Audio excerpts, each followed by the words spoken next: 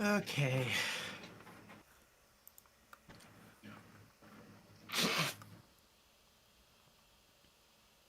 Yeah, we have one of those Keurig K-cup things. So I was able to just quickly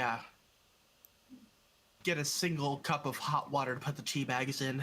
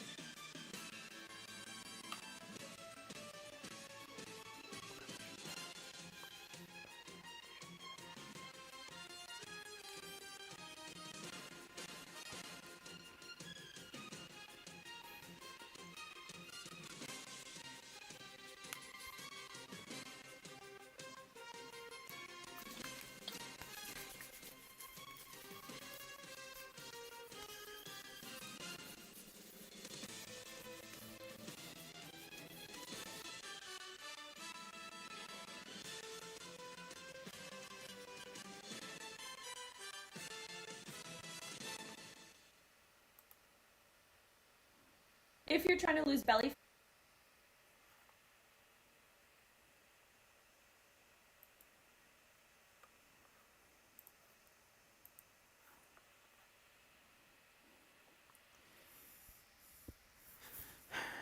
Hello and welcome to the Christians podcast. Girlfriends to which my business is like a TV recent celebrating 200 episodes. Oh. So we are, I guess. Huh. Oh, yay. Yeah, sorry for the Sunday time slot. I was working a wedding last night. Didn't get home till 1 a.m. So, yeah. Also, sinuses are acting up a bit today, so I may be a bit more stiffy, sneezy than usual. But I'm hoping my lemon ginger tea might help with that. Ugh. So, okay, good. Double checking that the microphone was on. So, Yeah, I'm kind of surprised it didn't quite keep track of the numbers until fairly recently. So better late than never, I guess. yeah. So, I guess it's time for the weekly recap. So, for me, didn't really do much. I mean, I think I got like the first DDO stream edited, but I wait until I get all the past streams edited before I start uploading. Like I said, I worked yesterday, so that was basically most of the day. Uh, yeah, not much really went on. I did actually record some reaction videos for the new My Little Pony Tell Your Tale episodes. I did that today just because A, it was the one chance I had, and two, I figured like we might end up talking about the episodes today, so I wanted to react to it now before the show, so I would have like a completely blind reaction to it.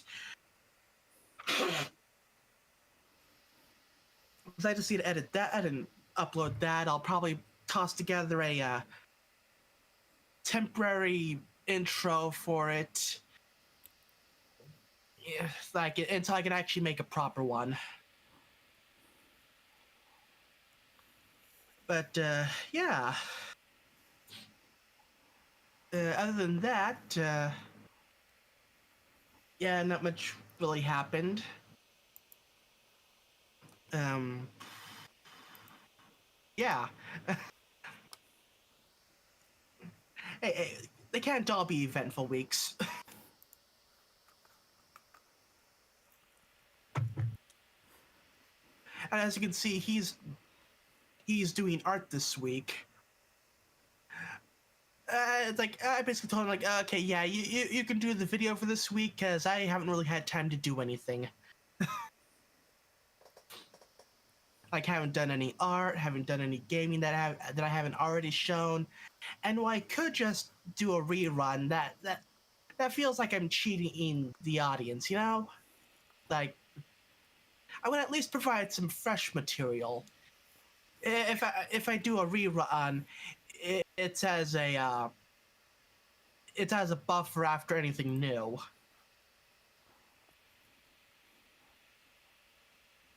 Uh,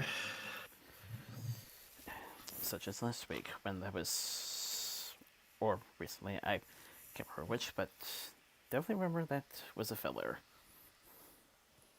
yeah, like I did the Snack React season 3 intro art stream, and then I believe I tossed in a bit of Risk of Rain 2. I'll be glad we get everything edited again so I can actually start playing games. Although with how the schedule's gonna be, it's like it'll also be a time issue. Yeah, because like, I mean, I'll have Saturday free, so we'll see about that. But yeah, working Sunday, and I believe let me check the calendar. Uh, uh,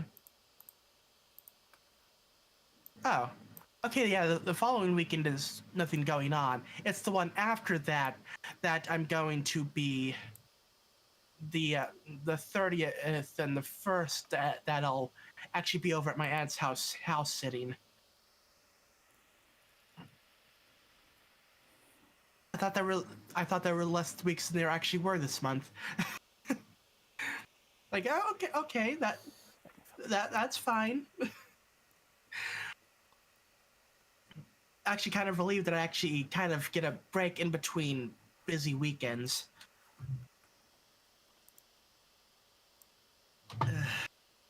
Yeah, I've been making a good use of my cousin's new Keurig coffee machine. It's one of those ones that has the K cup single cup thing on the right side and the big coffee pot bit on the left. Not that I've been using the left side. I've just been, I got some coconut mocha K cups. Not bad actually once you add a bit of sugar and milk. But yeah, using that and the refillable ones for loose leaf tea. And for the bag tea, I just do a brew cycle with nothing in there and just, dunk the tea bags.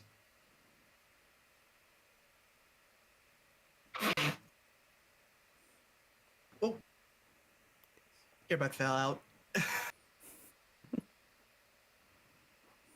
That's the thing with earbuds. You have to pay attention or else they'll just slip out. uh, but yeah, that...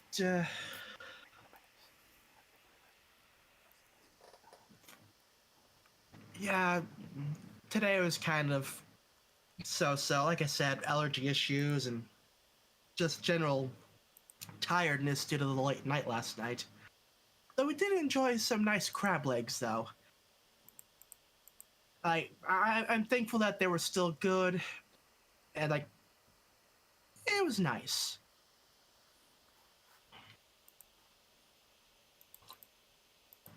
But yeah, that was my week. So I'll turn it over to you. How was your week?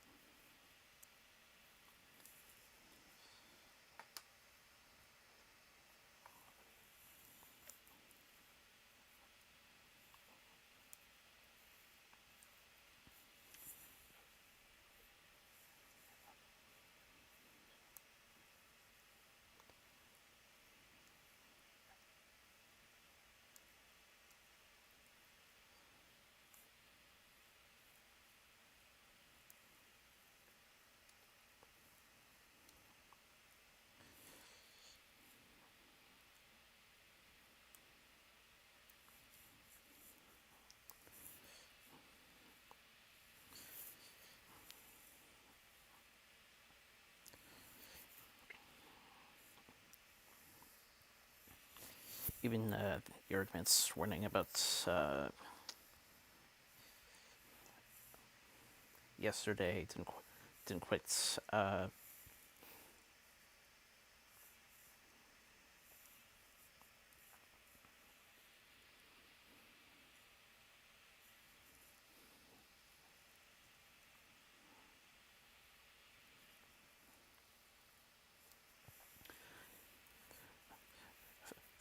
throw a wrench. Kind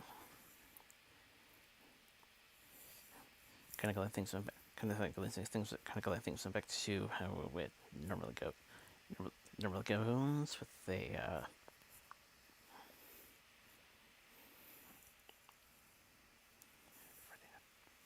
Friday, Friday Netflix movie.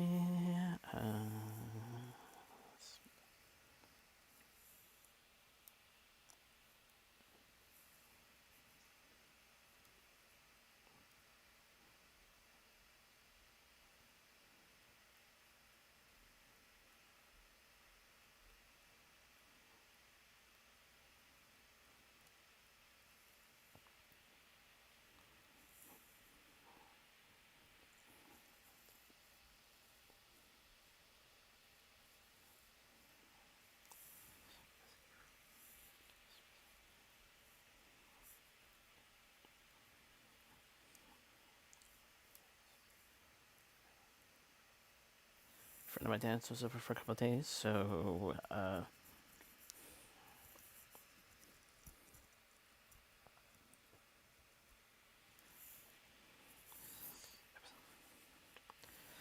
was a bit of fun having my sister's former room occupied briefly. Hmm.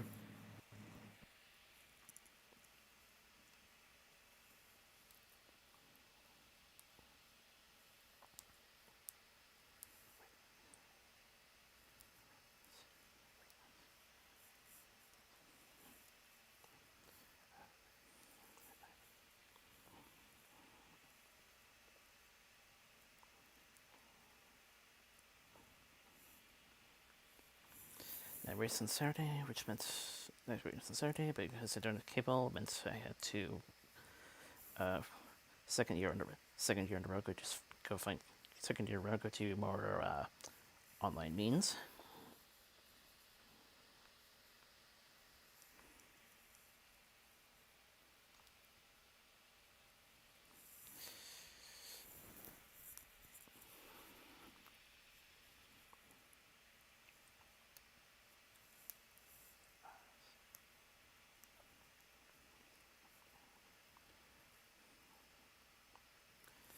More more races early today. Get some more races early today. Getting the sheet prepared for this week.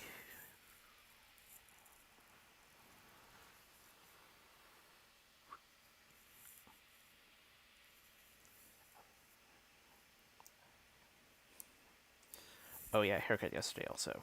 Meant to schedule that earlier this week, but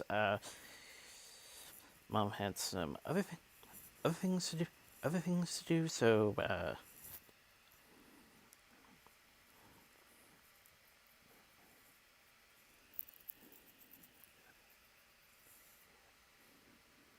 Yeah.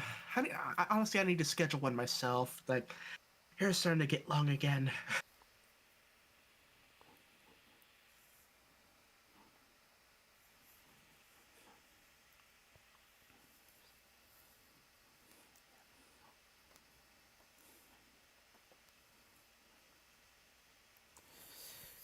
last night was a bit of fun in the scheduling department, basically.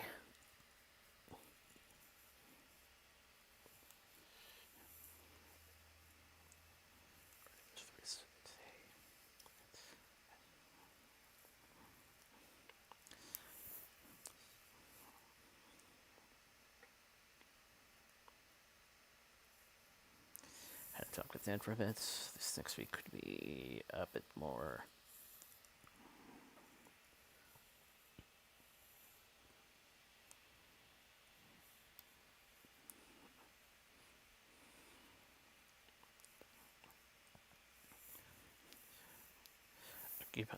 occupied. There's a day trip with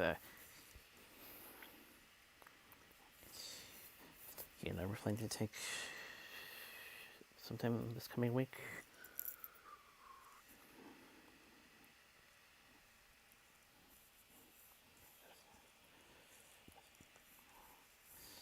Not as soon as I originally wanted, but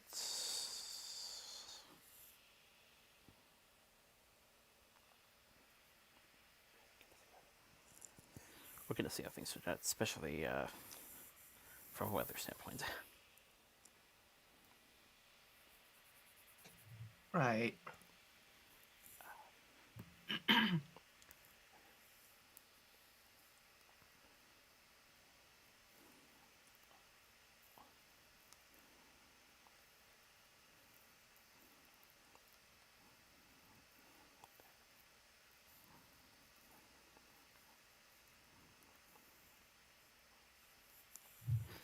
That alongside going to see Sonic 2 sometime in the coming week will definitely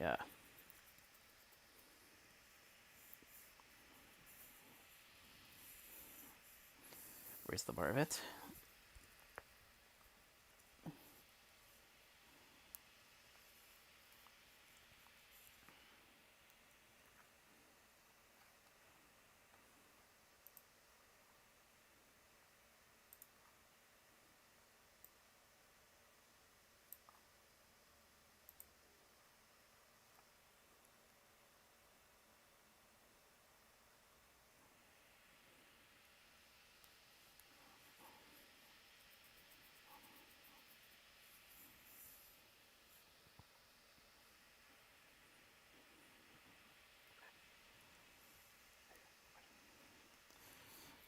So yeah, quite a bit to look forward to, all things considered.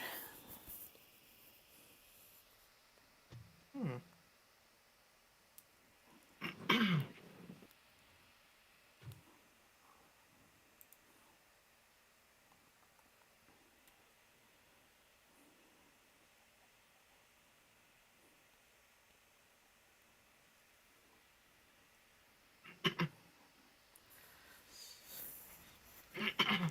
I have no idea if you were able to see the tail end of the playlist or can still remember the from your reactions earlier. So Talking about that now, huh? Okay. So, rough thoughts on the first 4 episodes of Tell Your Tale. First episode felt kind of like what was it? I think it was Castle Sweet Castle with a touch of winter wrap up.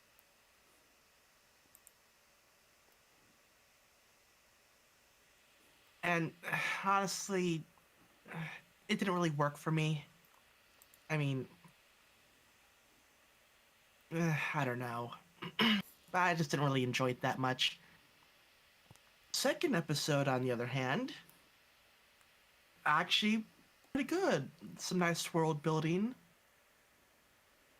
Um, it makes sense that the Pegasi will need to relearn how to fly after not having magic for however long it was. So having that get established makes sense. So yeah, that episode 2 is pretty good. Episode 3 also pretty good. Light world building, but it's like, hey, the royal sisters are moving out of town. Of course, it's going to be a big deal. So yeah, that was nice. Also, the queen actually doesn't look half bad with her hair down.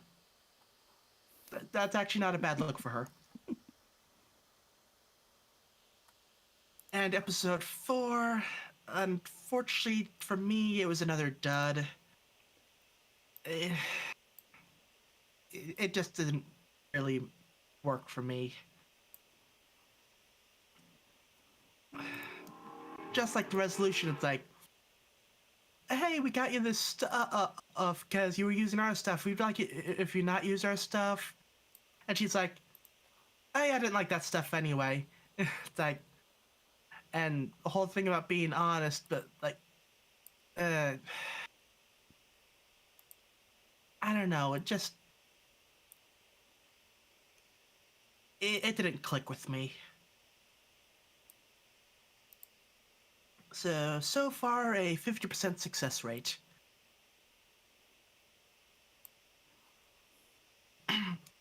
Also, still getting used to the character models, and eh, the voices are okay, although I'm not sure with Izzy's. I don't know.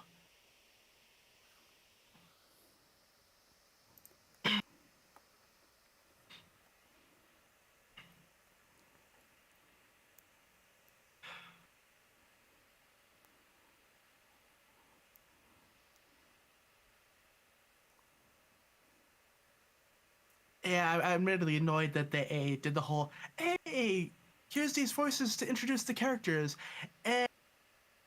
and they're out. Like,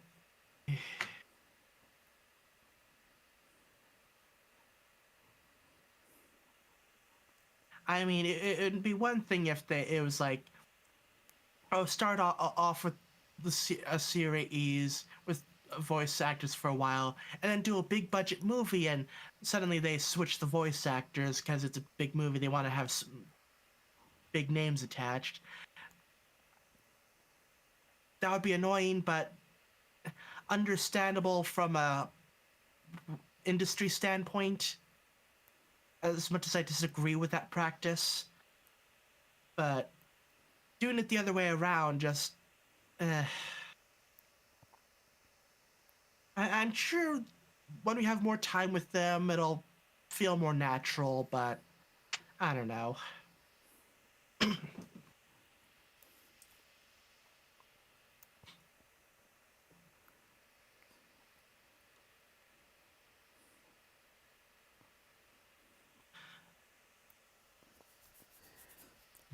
I did like in the first one that there was a bit, or I mean, the first two there were quiet, quiet moments for specific uh, characters that were going to be the main focus. Yeah. Although I'm wondering who paid for the construction of that building, or was the old lighthouse covered under insurance?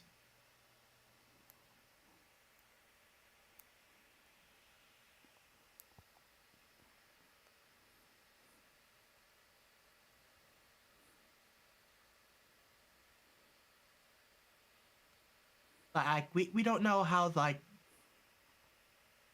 their new place, you know. Yeah.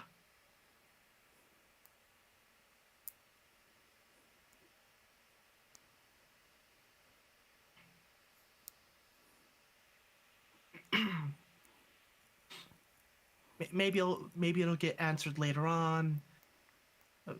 And speaking of which, I'm hoping this will be better than Pony Life, at least in one sense that it's helping, you know, what was it called? World building.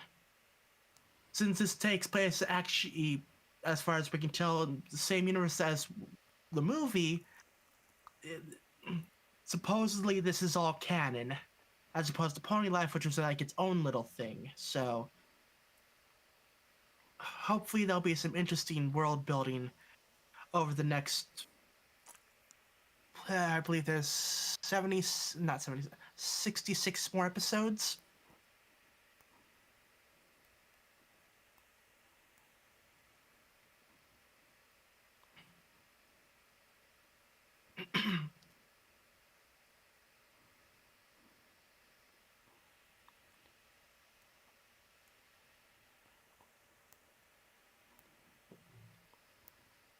Yeah, because I think I remember reading that there was supposed to be like 70 episodes of this.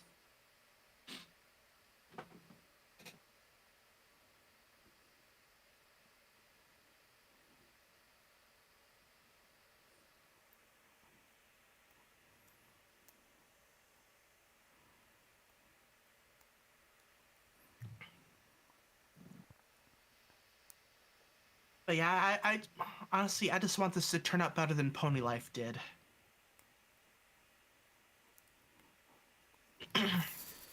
I too also hope this kind of holds a bit more weight. Yeah.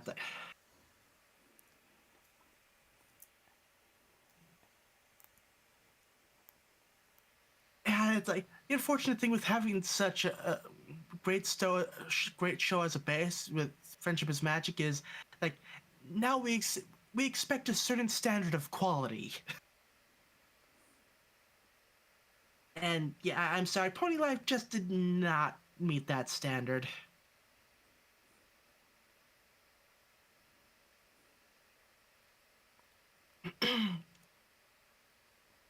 And Tell Your Tale, still off to a rocky start, but there's potential here.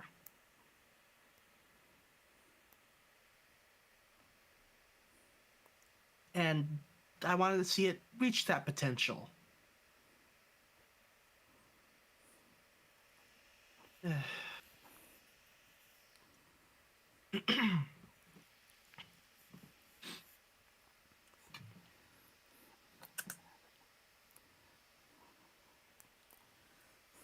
couldn't help but think with that delivery probably all that's missing is the eyes.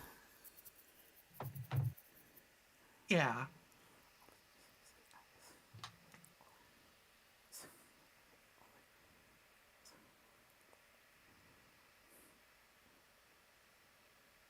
Uh,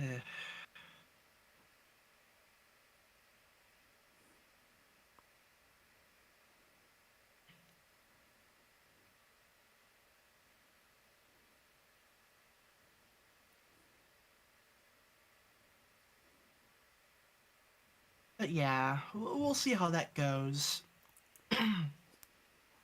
I plan to do reaction videos for all of them.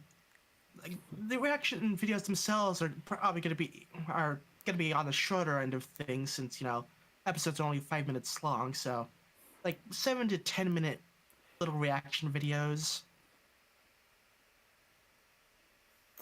But yeah, Yes.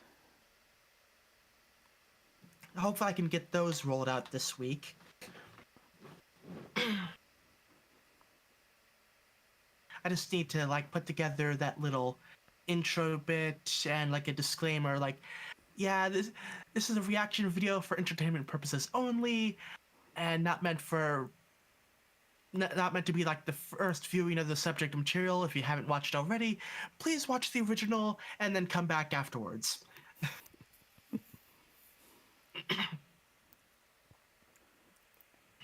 And all that stuff. Yada yada, please support the official release if possible. Admittedly, at some point I probably will be watching some more obscure niche stuff which may not have an official release, in which case, eh.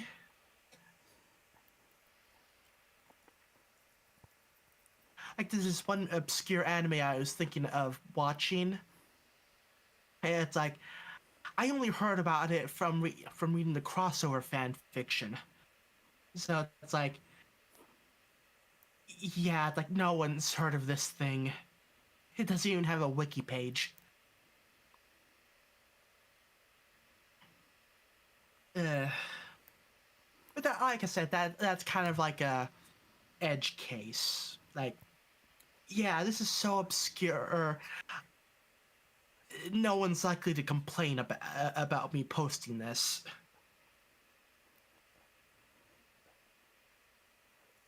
Uh,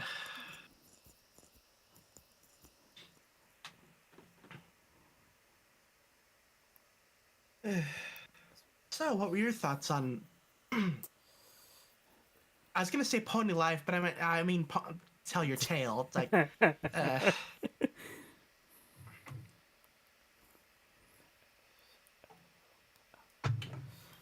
Understandable. I do feel there was some weight on the final one because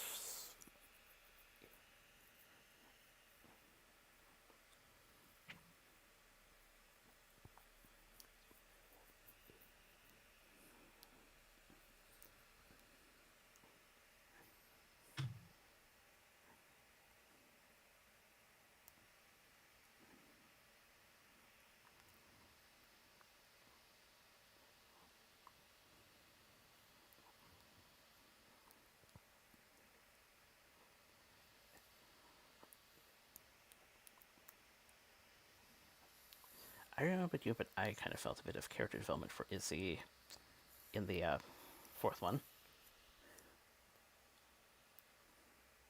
I mean, maybe like yeah, there's this whole thing about her not really hanging out with friends that much and kind of trying to imitate them. Like, eh, that's fine, I guess, but I don't know. To each their own. I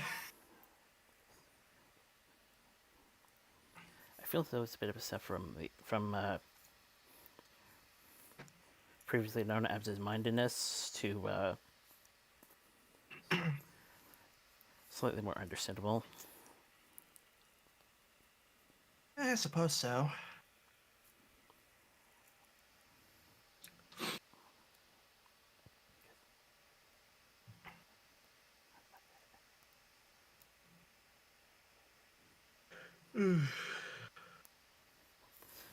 Because even Pinky before was absent-minded, and but over time, she slowly but surely stopped being a nuisance in some cases. Yeah. And speaking of Izzy, during the flight lessons, when she puts out the obstacle course, and Zip was like, "Wait, what?" I was basically like, "Don't question Izzy. Like that path leads to madness. Like, just don't."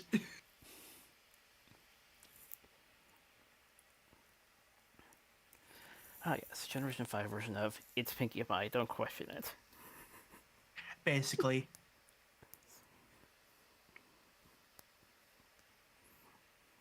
But yeah, like the first episode's like, "Oh wow, Pip, you're sure bringing out your inner rainbow dash. Like pictures of myself everywhere." Well, rainbow dash and rarity, really.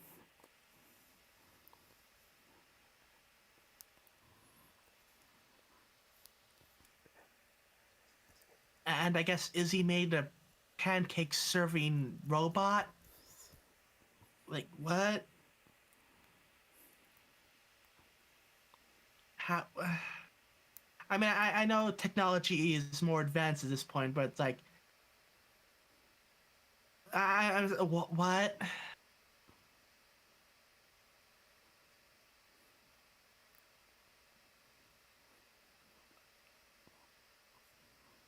But yeah, my thoughts were like, so this is what it would be like if Twilight was around when they were trying to fix up the castle in season 5.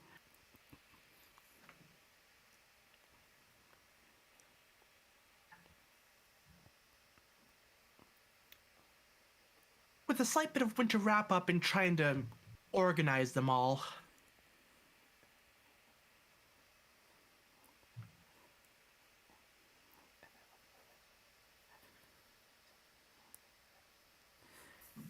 At that point, I don't think she would have a quiet moment. I don't think she would have a quiet moment to herself like Sunny did. Yeah.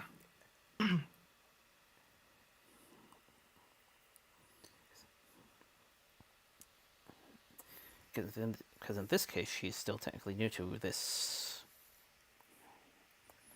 dream she's trying to accomplish. Fair enough. Though it was nice seeing the picture of her and her dad. Like, okay, not nice touch of continuity there. Like, because it was the glass was broken and frame was held together. It's like, okay, nice attention to detail. Good on you, animation team.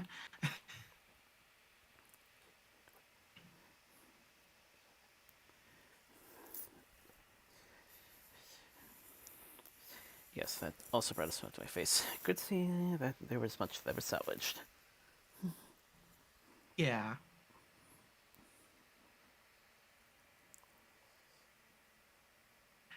It's like, yeah, they could have put it in like a unbroken picture frame, but no, they went the extra mile. It's like, okay, it's all banged up from when we last saw it in the movie. Like, eh, continuity.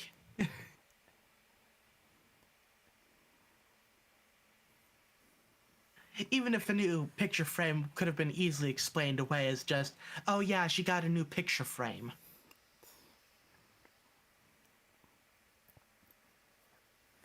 Leaving it that way would also be quite heavy at some points if certain characters were to take a look and remember the moment that's where they pretty much realize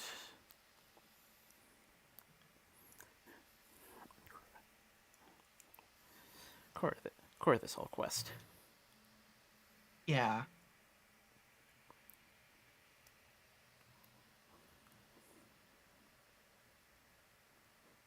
Ooh. Okay, neat idea. So, I just had a thought that, like, ooh, it'd be cool if, like,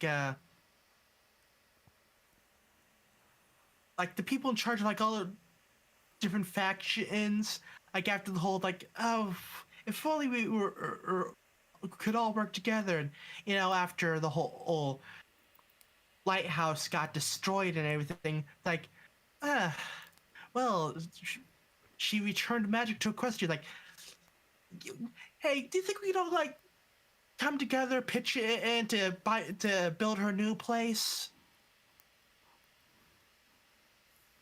Like, that that would be, something cool,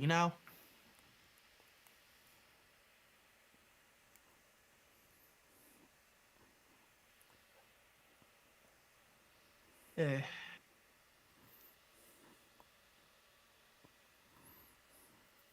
also, oh, so like we said, there was a flight lesson episode, and I was just thinking, like, huh, I wouldn't be surprised if we saw something similar for the unicorns.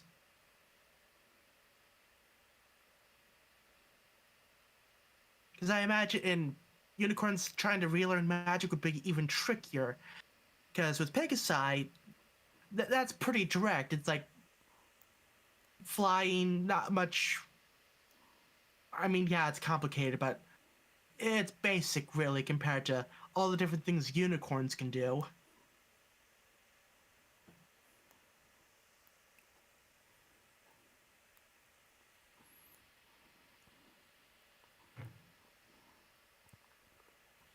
Probably bounds like pieces and zapping, if I remember certain lines correctly. Yeah.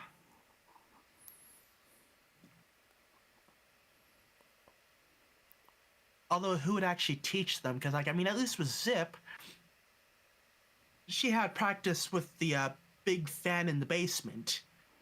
So at least, she kind of had experience, well, gliding, which, close enough for general purposes.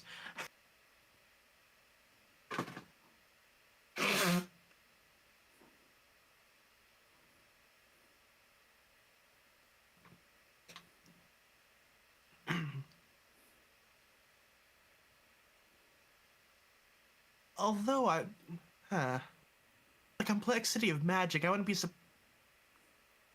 I'd be a little surprised, but, like, I don't know. It would actually make a pretty decent story arc, like trying to find, I don't know, old books talking about how unicorns do magic or something, and, like, I don't know. Sorry, I'm getting stuffy again, so my head's just kind of.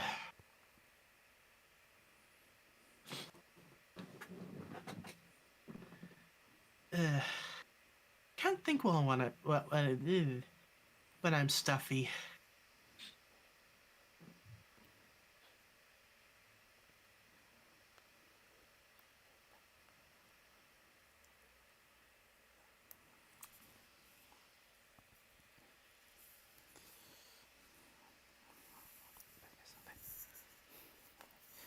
Best guess on that conference would be either a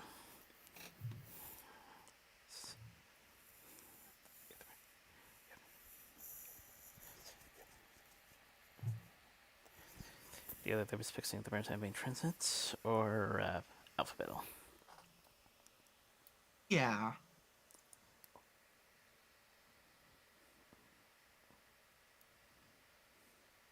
But yeah, I definitely don't see Magic being quite as versatile as it used to, at least at first.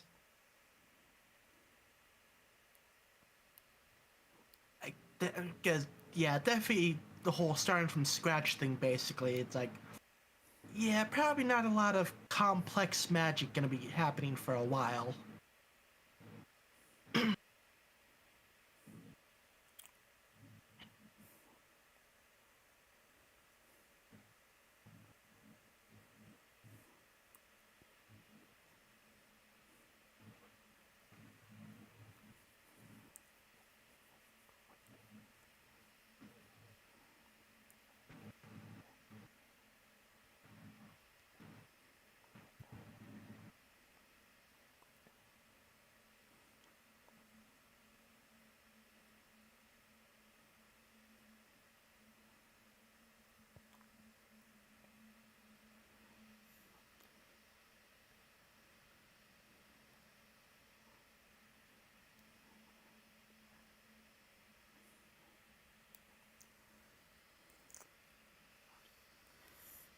Seems best to get another third one is a few nice sister months, and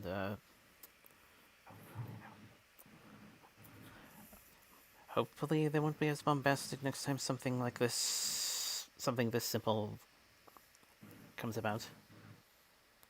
Yeah.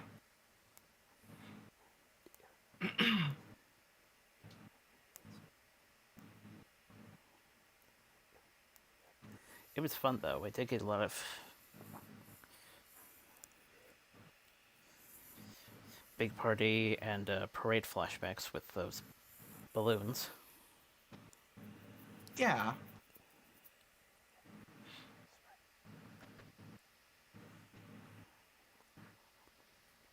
Plus, it was just a nice family time for the Zephyr Heights royal family.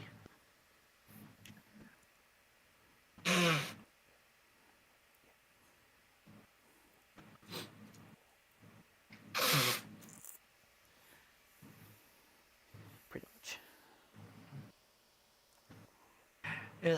Like, the queen was in full mom mode, even bringing out the baby pictures.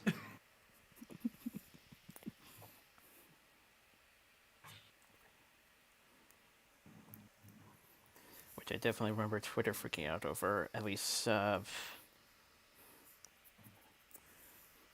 for the second episode. Yeah, thankfully I managed to avoid all spoilers, so yay me.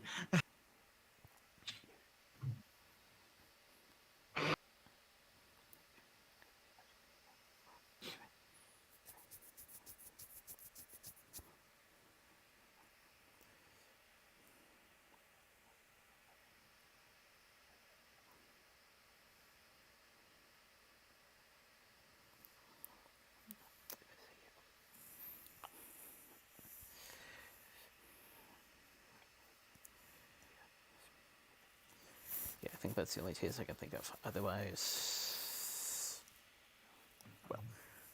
well, one of a few. Yeah.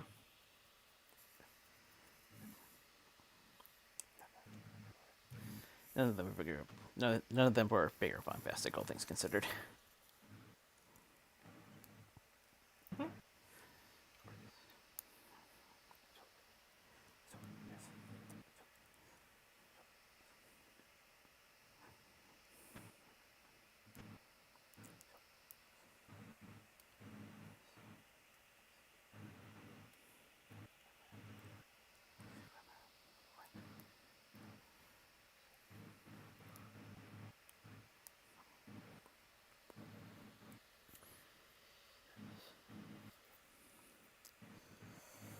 So I guess that was the quote-unquote latter half. Mm-hmm.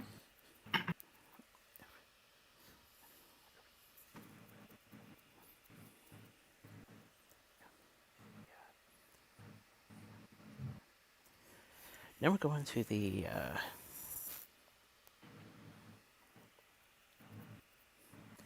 back to the start of the playlist that I sent.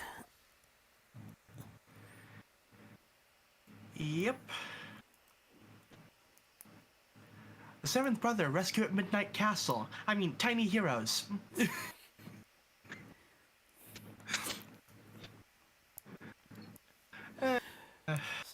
I'm surprised.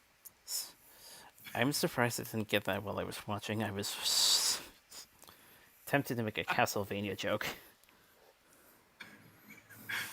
I mean, I figured the playlist also included ponies, and this had a castle where animals were being captured.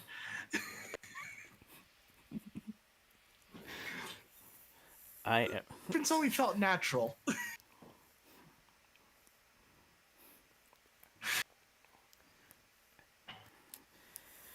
But yeah, this one.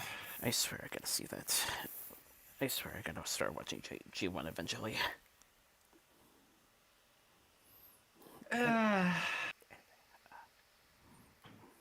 Yeah, this one. Back to titles. Back to titles, though. Kind of interesting, as I meant to say this last week. Loosely translated original title for Seventh Brother was Bobo and Bunch of Bunnies. This one had the two slapped in the back. Had the two slapped in. Bobo and a bunch of bunnies too. Electric Boogaloo.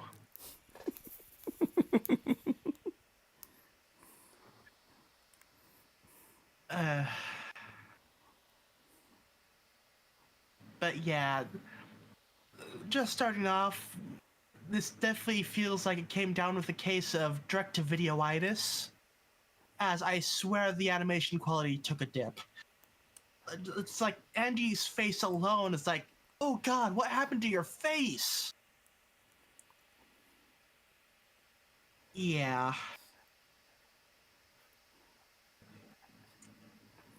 Style-wise, nothing is too style-wise, otherwise nothing's too different. As you can definitely tell the connection. Yeah. It just that I don't know, maybe the animation budget took a hit.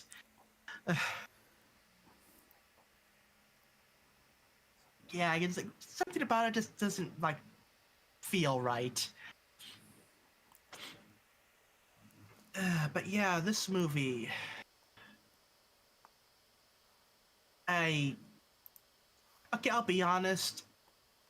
I was pretty bored through most of it. Like the good first half of the movie. Not like, I mean, like for like the first half of the movie, not much really happens. Like we get introduced to some new characters, but it's very slow.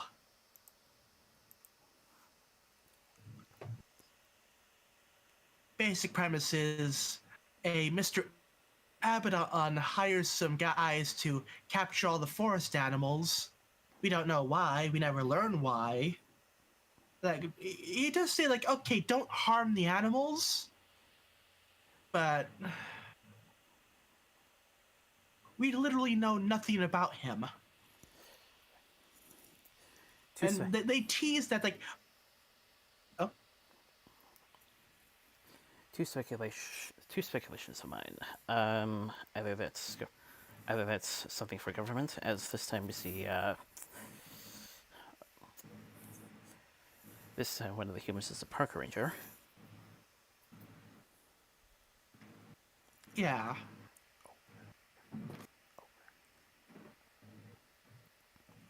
Oh wait, 3. Second one was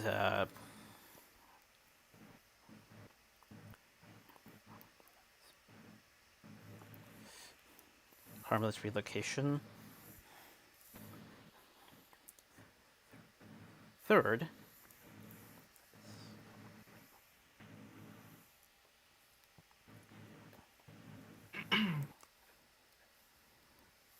heavily monitored science. And by heavily monitored, I mean not causing any further harm. Yeah. The problem with the first two is if it was like an official thing, then why go through the middleman to capture the animals? Why not inform the the ranger there of what's going on?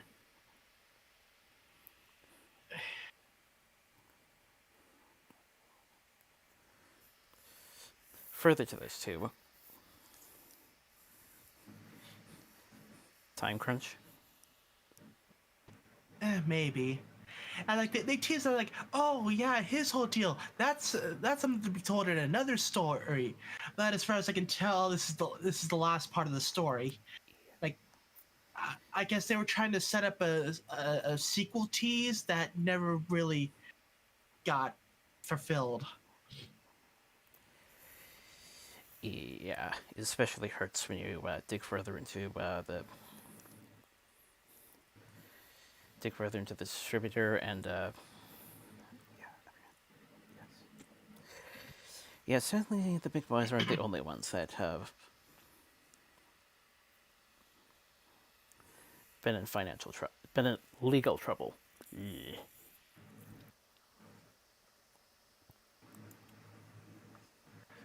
But yeah. So remember Tiny from the first movie? Well, he's basically irrelevant and for the first half of the movie. It's like, oh yeah, he keeps watch, but other than that, doesn't really get involved until the bunnies get captured.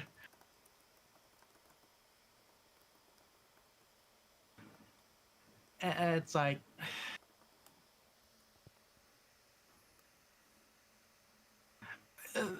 basically the first half of the movie is like the bad guys messing around. It's like, how can we capture these animals, or how can we capture Dr. Owl?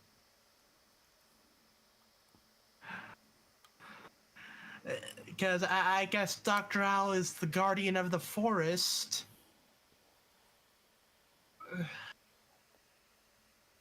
Like, Tiny wants to help because Dr. Owl's getting old. And it's like, there's the whole thing of like, no one is insignificant. You are you. You're not unimportant. Yada yada yada. Oh yeah, there's music in this movie as well. And,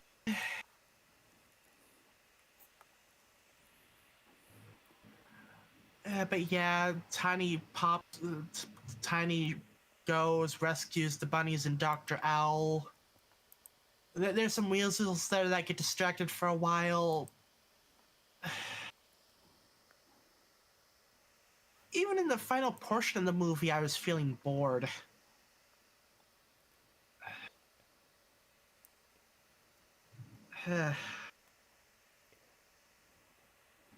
Like, yeah, they managed to capture the guys in their own trap, and Tiny rescues Abaddon from getting caught in it after hearing him talk about, like, hey, wait, you're not supposed to harm the animals. But again, we don't know what Abaddon's whole deal is, so he could have been in trying to get the animals for or potentially dubious science stuff. Like, we don't know. We'll never find out.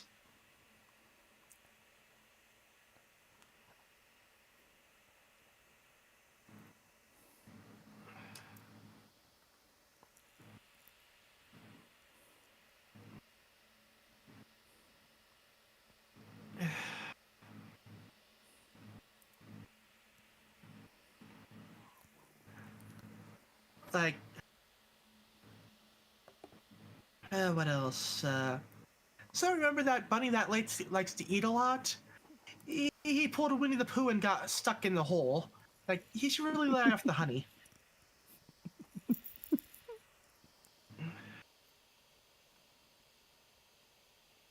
Also, the animals were asking Dr. Owl some questions, but no one thought to ask how many licks does it take to get to the Tootsie Roll center of a Tootsie Pop.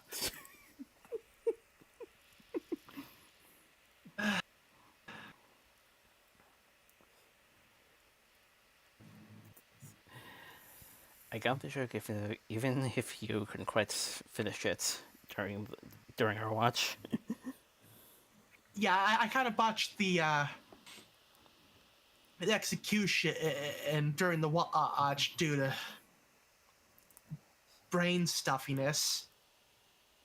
Uh,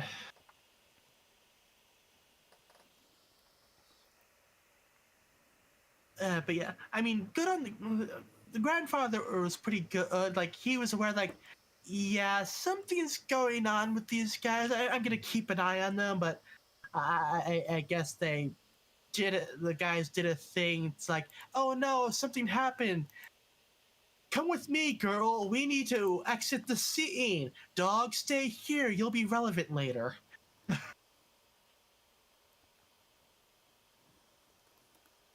I,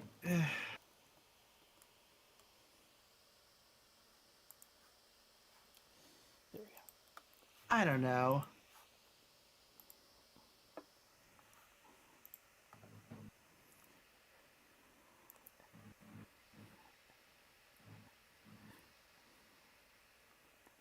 Like, there's this whole bit where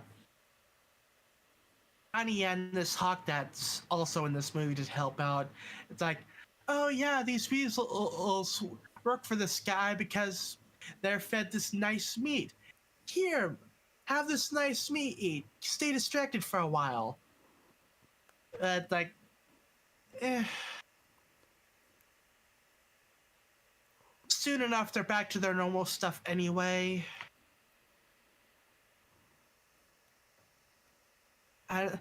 This movie felt like it could have it could have been contained within a half hour.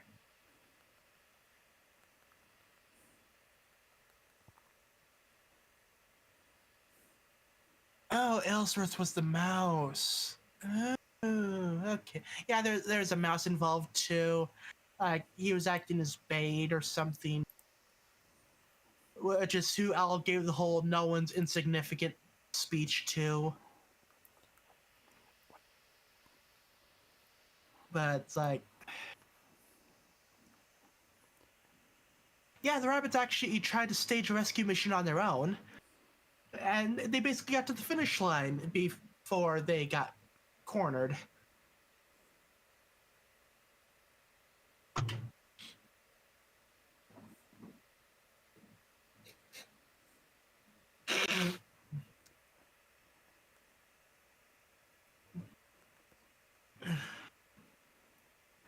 Yeah, like at the end, the Captain Hook cosplayer.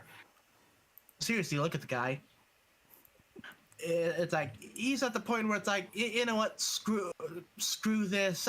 I'ma shoot something. Thankfully, he doesn't actually hit anyone, but yeah.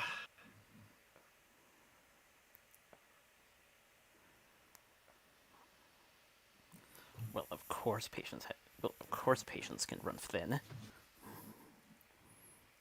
Yeah.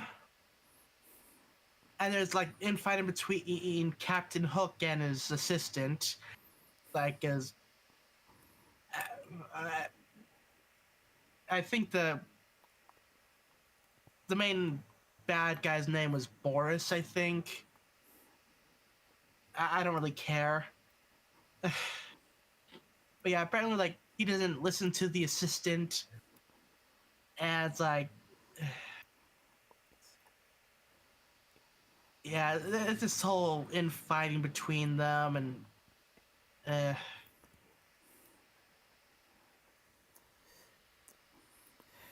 It's kind of back and it's kind of back and forth actually as to who listens to who's smarter, and all that. yeah.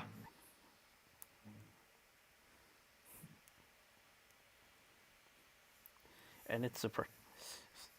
And looking and looking back, I'm surprised I don't exactly remember laughing as a kid.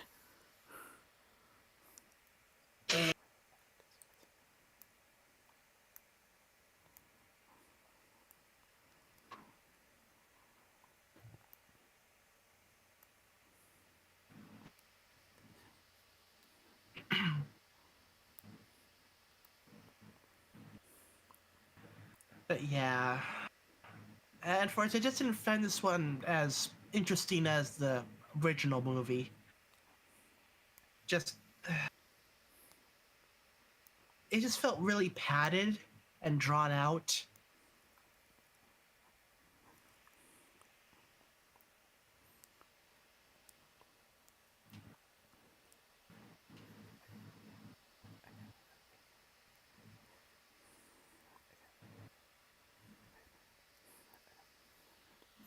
Again, though, it's an understandable tone as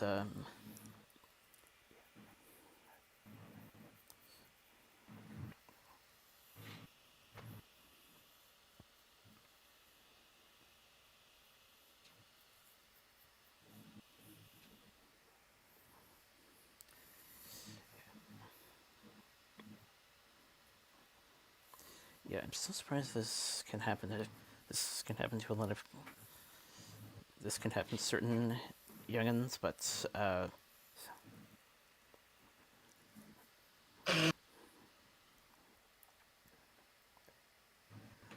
let's just say with Disney films at the time, it would have been a bit more intense, as if.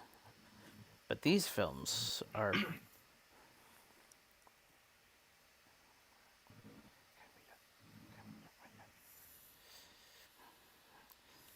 kind of where you don't find a kid hiding underneath his pillow or something. Right.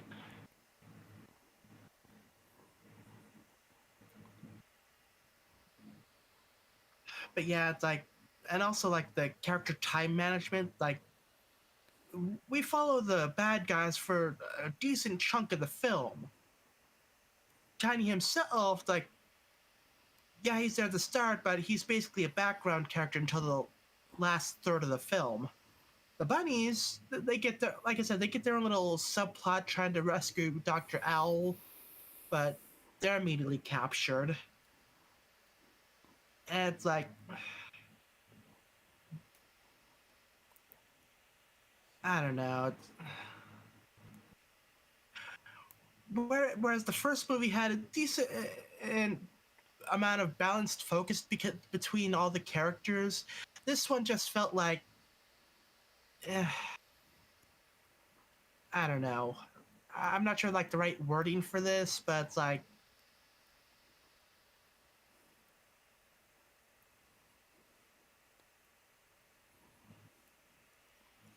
but you know what I mean, right?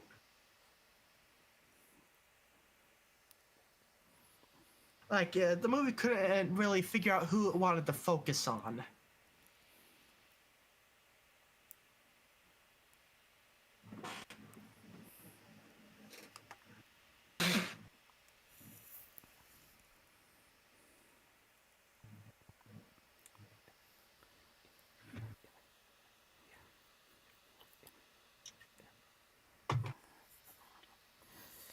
In her hero's defense, during the climax, they did. There was.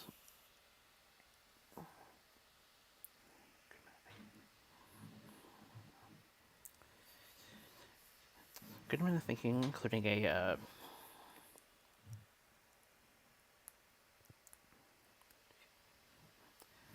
few times where you think, oh hey, they're using that. Oh hey, they're doing something they did in the last film. Oh yeah, that bit. Yeah, they pulled off the whole everyone howling thing to scare off the bad guys. Like, oh hey, that thing they did from last movie. Eh, cool, I guess.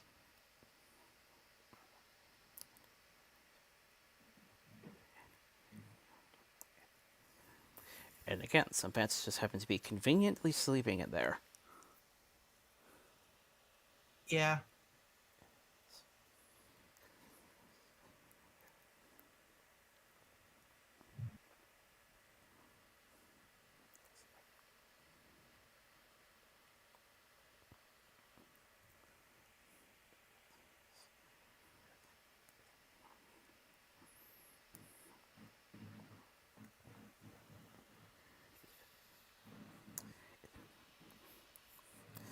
it's a bit funny that remembering the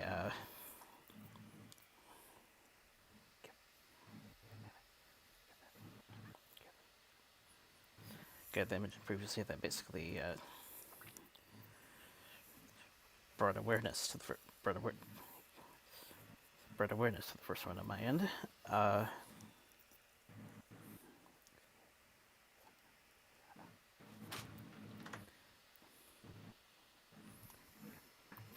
And then also doing a bit of research. It's a bit it's a bit funny. Abaddon apparently is the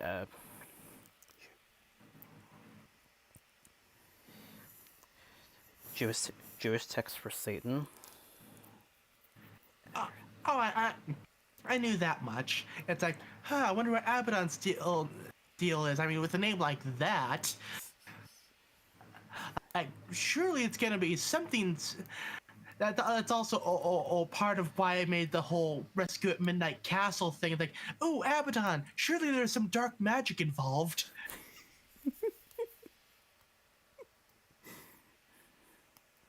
Speaking of the devil, I was actually looking at the other things the studio who did this did, and near the bottom of the full-length feature list is a film that translates to Cat City 2, The Cat of Satan. Like, like, okay.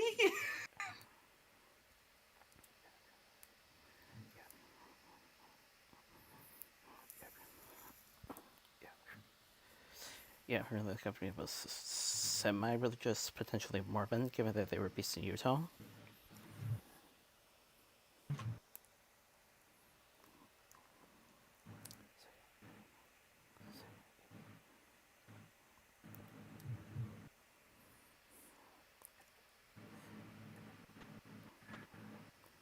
But yeah, like, looks like the studio closed in 2015.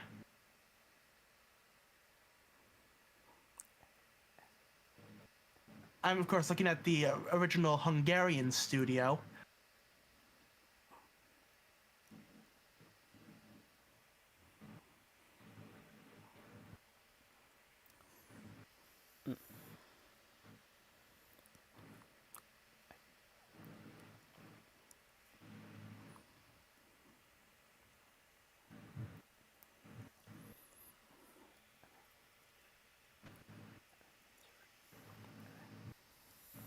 I'm a bit surprised when it comes to the songs, because given how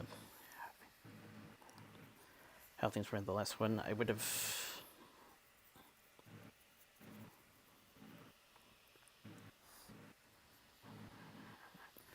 thought you would have noticed there was a bit more communication between animation crew and sound crew when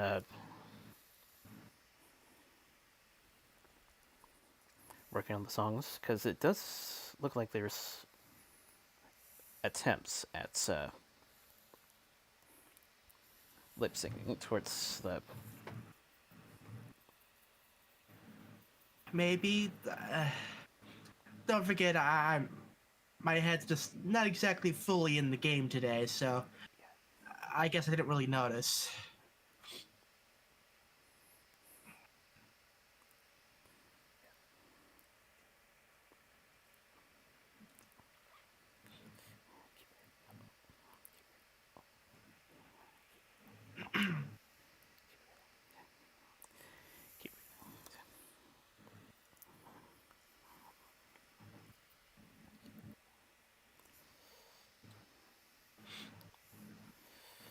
Fair, I guess.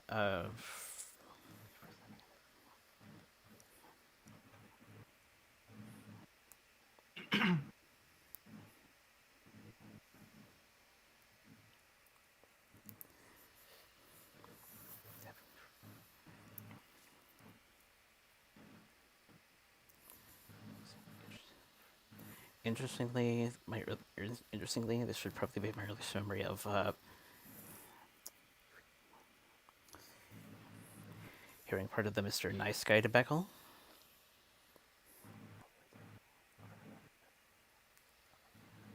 yeah, it's like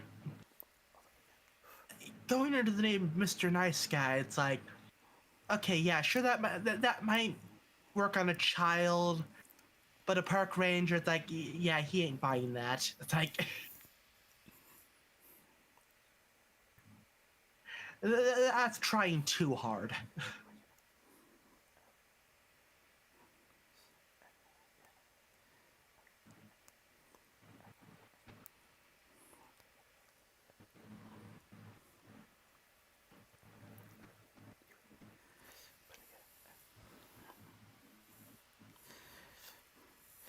But again, it's surprising I'm finding poachers a bit more fun. The poacher's a bit more funnier these days. Yeah.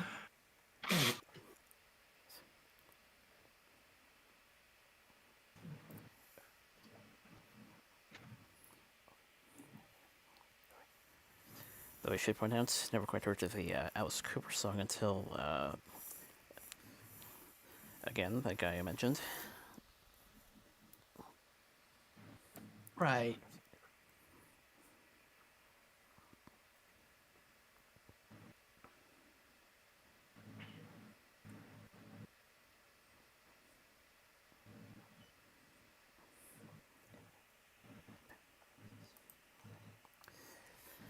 Back to the mouse. This is where things get a little interesting from a casting standpoint.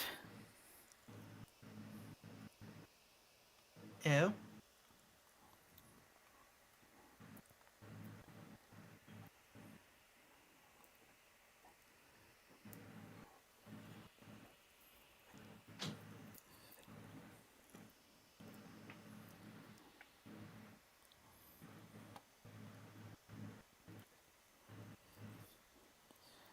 That is Christopher Robin Miller, aka Professor Layton. Oh.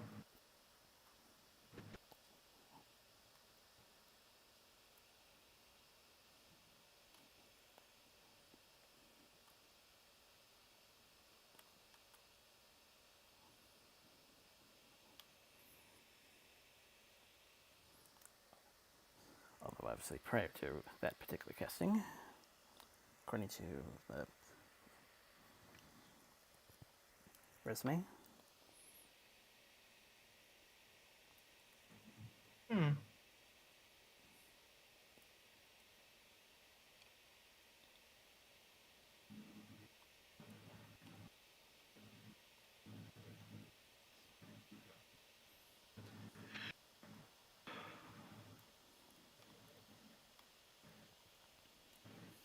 only one other interesting thing seems to pop up in his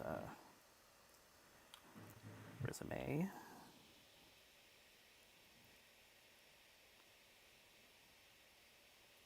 Actually, two interesting things.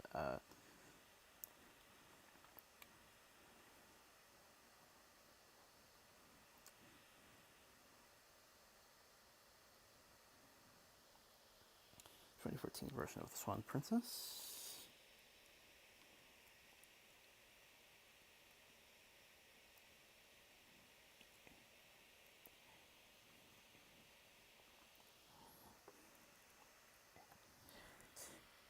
And it seems he was a troll in one of the Halloween Town sequels.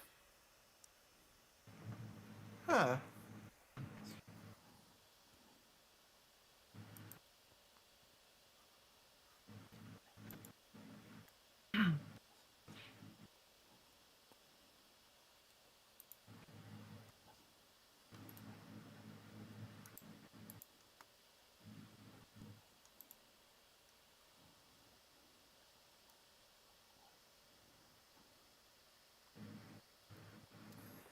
Most of the original cast is back though, apart from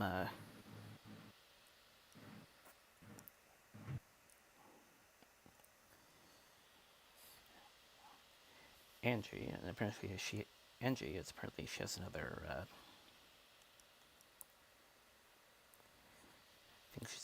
thing she's done recently, Sherlock the Musical. Huh. Okay.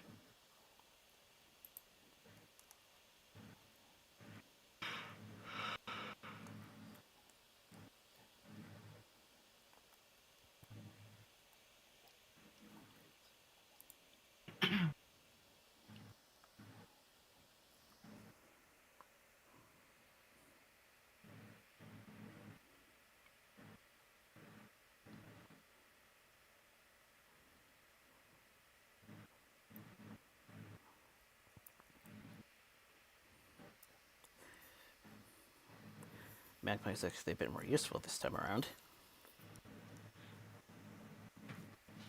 Yeah.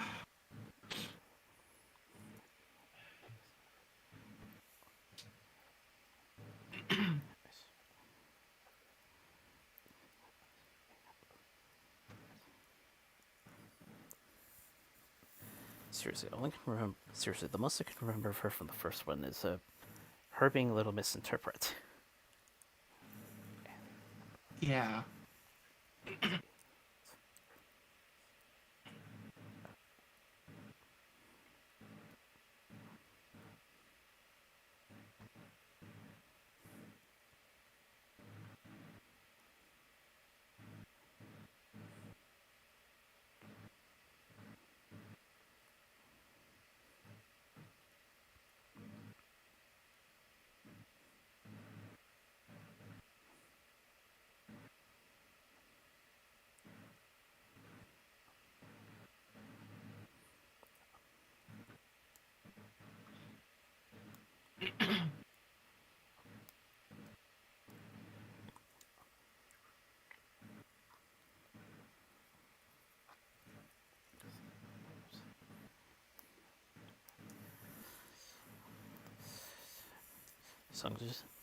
Songs are still good, I feel, although songs are still good, I feel, along with the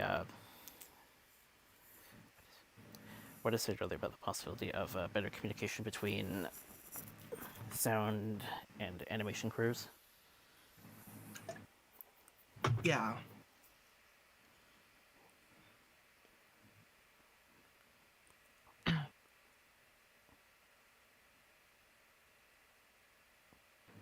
Although speaking of animation, one thing I do remember noticing is that when Tiny got to the cage that they were all in, it's like, oh, I'll get you out of here. You hear a click. Just cuts over to like, oh, hey, the cage is open. Like, it couldn't have shown him unlocking it.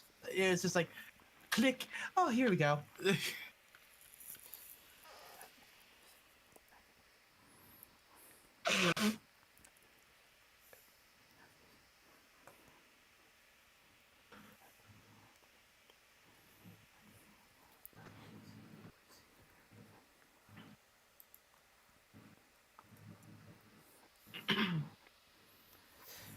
Not exactly, not exactly saying it works in comparison to Tell Your Tale, but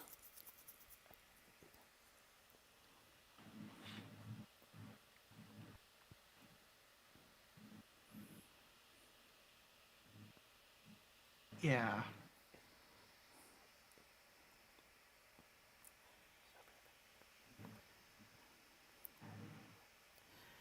I've got to say it, still better than Food Fight. That was it. Yeah.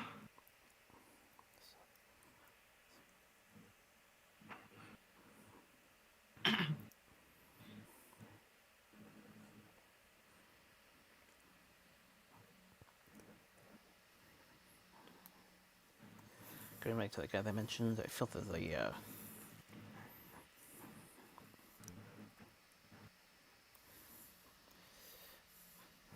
feel that the Wheels of Song gets better as time goes along, even though, yeah, it's not technically my favorite in the.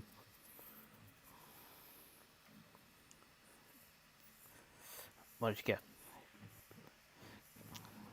Counting both the movies.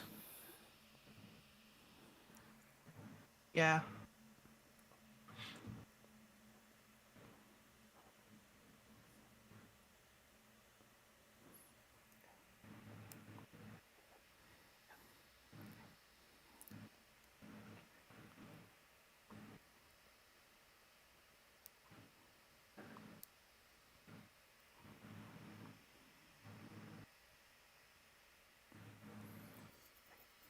Going back to going back to Villain Hero. In addition to the guy I mentioned earlier, I'm surprised with him. I feel that one of the screams Pike does is probably one of the is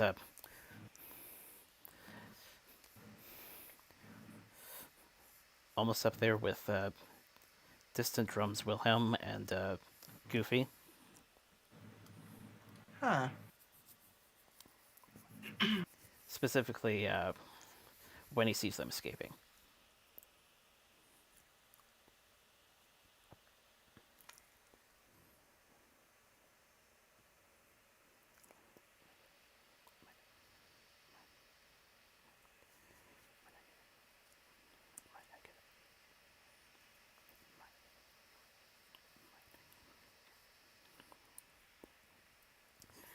Might not get it partially due to your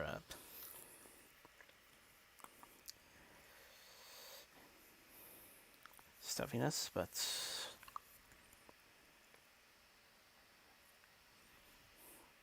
still.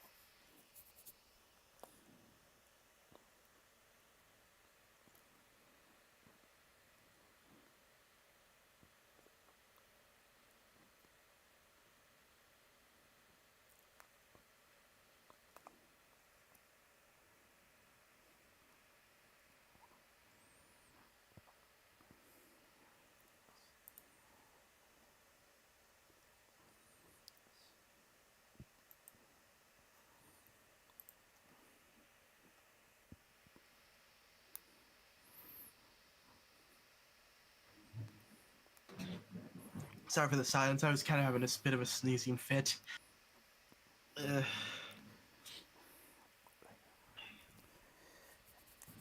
get you.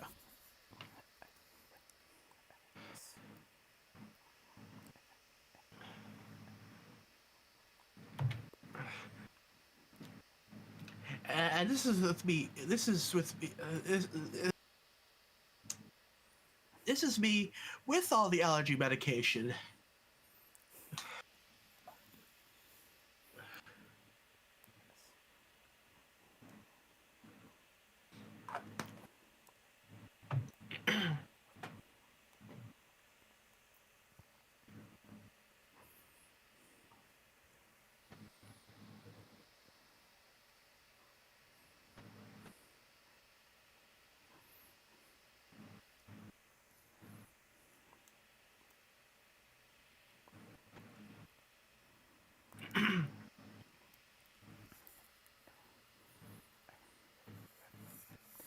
And one thing that I mentioned, though, overall, I feel there's some improvement here. Now, the movie is a high-grade material, but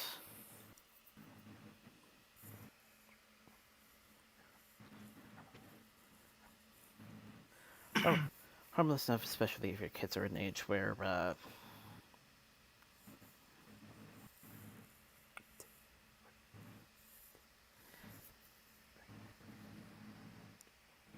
Disney would be a bit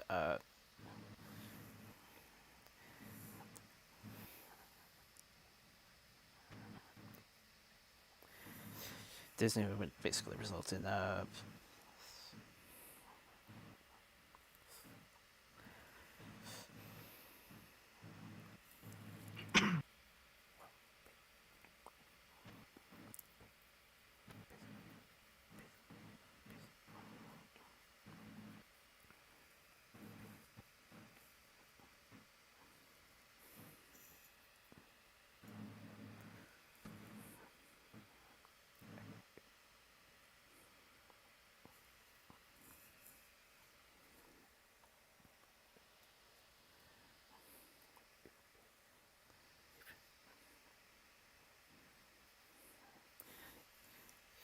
you would be a bit more restful if you'd show your kid this kind of content. They wouldn't be constantly waking you up in the night or something. Yeah.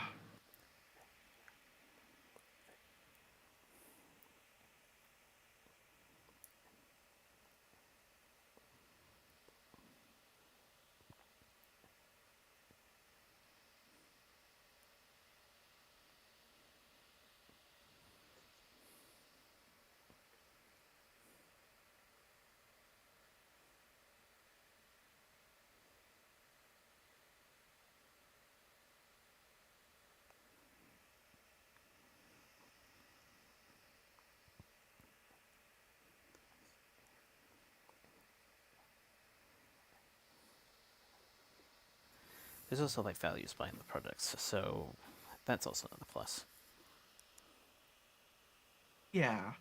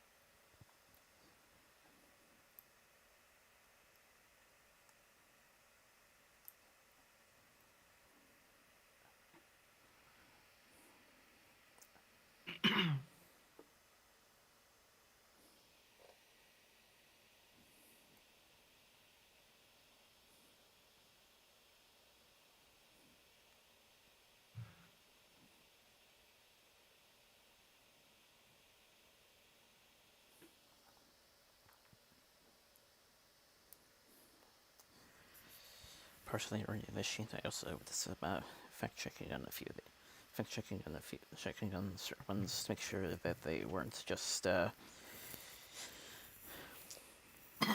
pranks Yeah. because they were dated the first. Mm-hmm.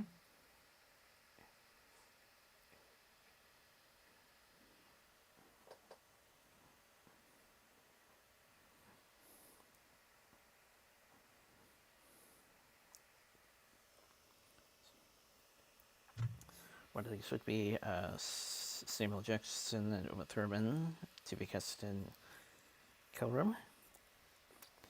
Hitman falls art dealer money laundering scheme that accidentally turns the assassin into an overnight sensation.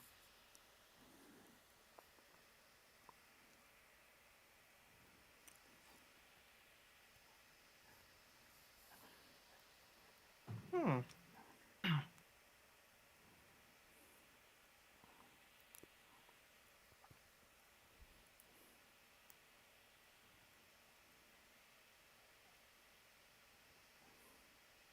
Rachel Zegler has been cast in the lead role of Princess Elliot in Spellbound for Apple TV. Plus, the animated film follows a princess who goes on a quest to save her family after a spell transforms her parents into monsters. Alan Menken is composing the score. Wait, protagonist going on a quest to save family after the spell transforms the parents into monsters. Wait, this is essentially the plot to Disgaea 2.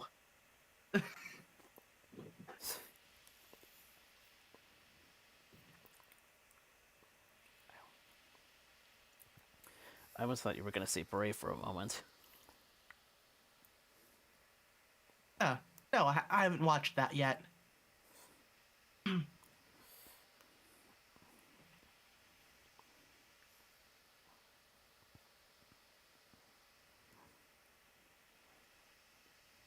Crow Reboot is back in the works with director Rupert Sanders and Bill Skarsgård attached to star. Here's hoping nothing unfortunate happens with this.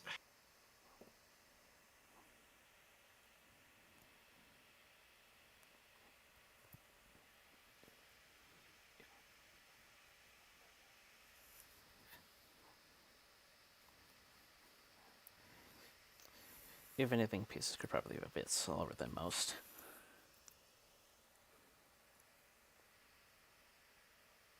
Yeah. It's like, okay, hopefully there won't be any on-set accidental shootings with this. Like,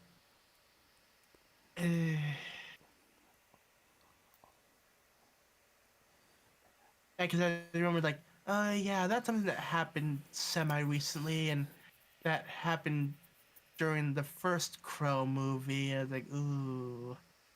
So, here's hoping they practice proper gun safety.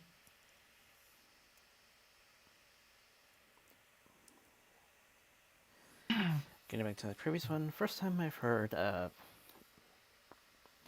Mencken doing something other than Disney and Broadway. If I remember correctly, I think he was originally a Broadway composer.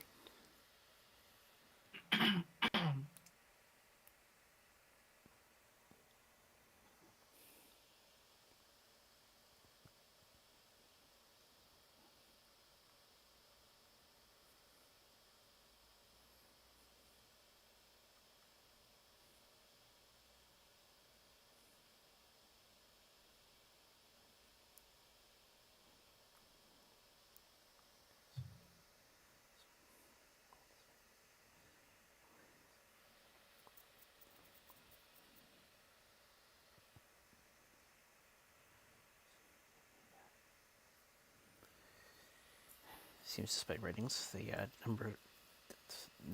financial numbers for Morbius are surprisingly high. Yeah.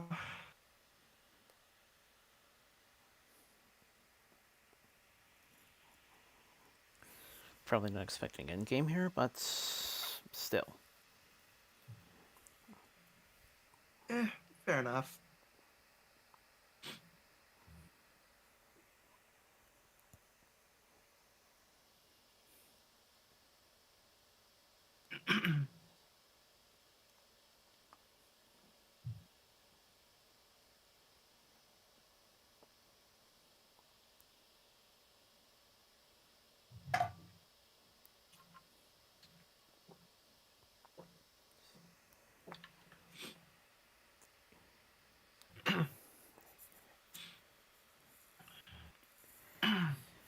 Getting back to behind the scenes troubles, apparently Leto was so committed to playing Morbius, he would use crutches and slowly limp to the bathroom.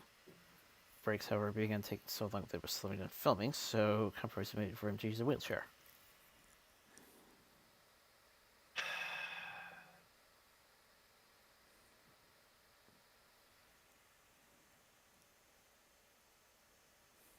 Yes, method acting.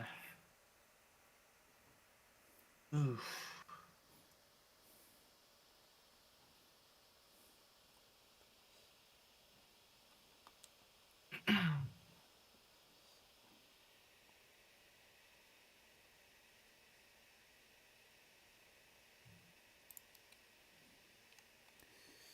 Let's see, it was down here somewhere.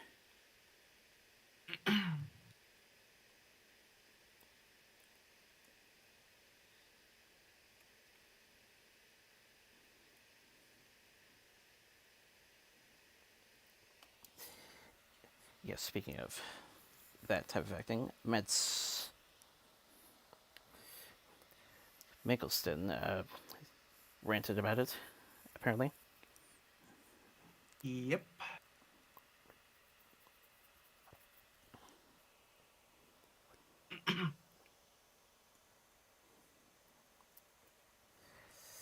Whether it's bad, what do you think you changed? I'm impressed that you didn't drop character. Should have dropped it from the beginning. Hmm.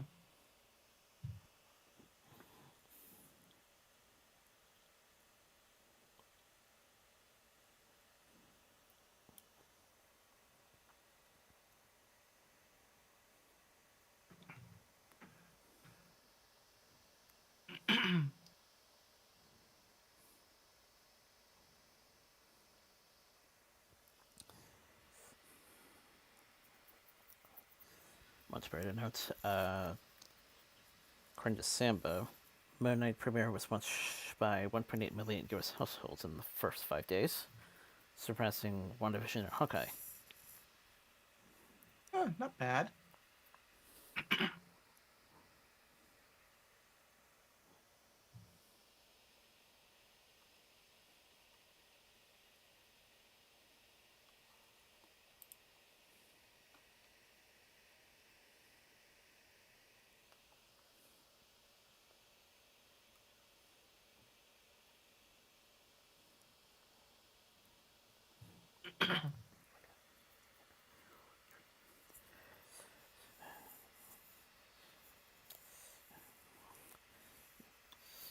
Seems the Warner Brothers Discovery merger is official. Here's list of exits and stays.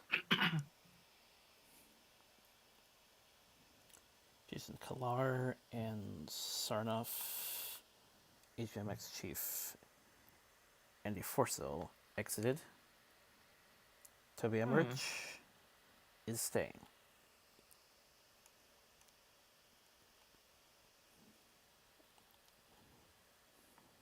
Okay.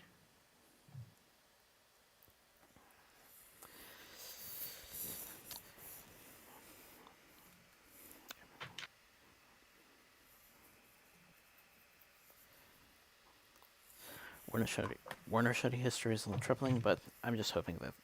But of course, a lot of us are still. Of course, a lot of us are hoping that it was just at least a step up from Activision Blizzard. Yeah.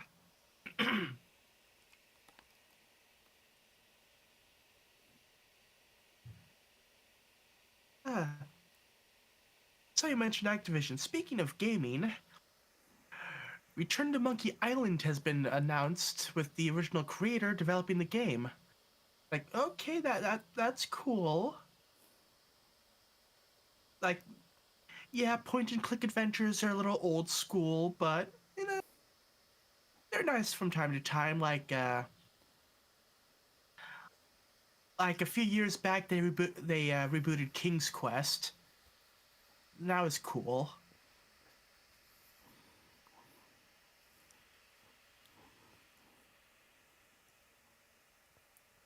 So yeah, it'll be interesting to see what happens with that. With the whole nostalgia thing, Cuphead in particular, homaging classic cartoons. Yeah. I don't think it was too expected. Or too unexpected.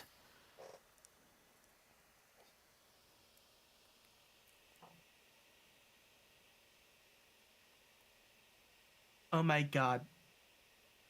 They're making a movie about the whole Wall Street GameStop stock thing. Yeah. Yeah. That. Okay, I'm not surprised that they're making a movie about that. I'm surprised how quickly they're making a movie about that. That's actually decent time. Like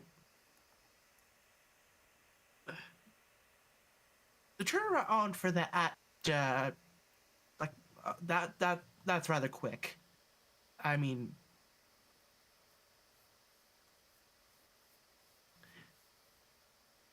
usually when they decide to make movies about real world events, it usually takes at least a couple years.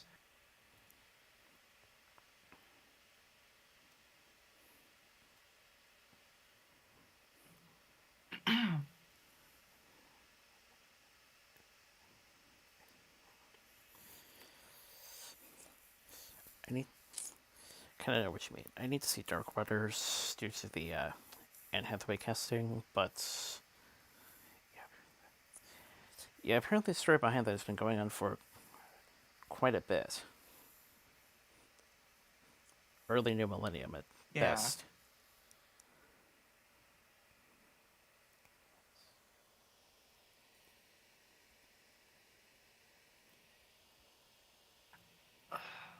Now, like,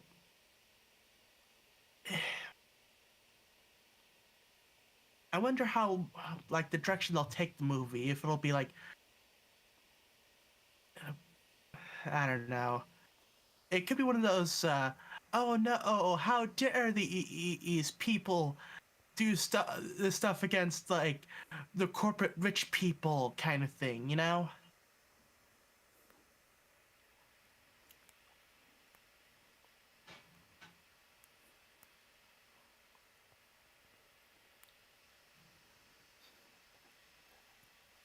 Uh,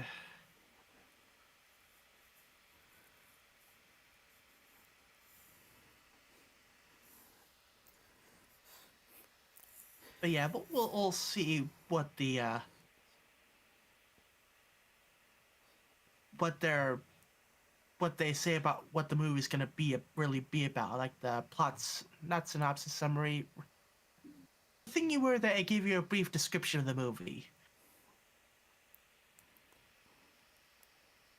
Again, brain's a bit wonky today, so the wordy bit's not quite doing good. With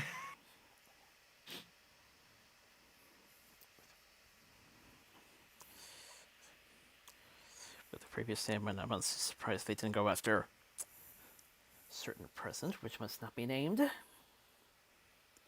Yep.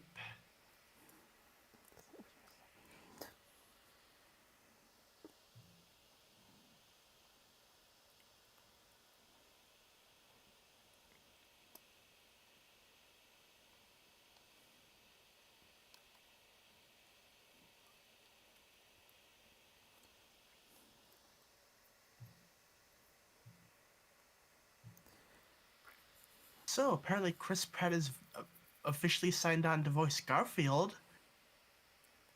Like, okay, did we really need another? Did we really need a Garfield movie?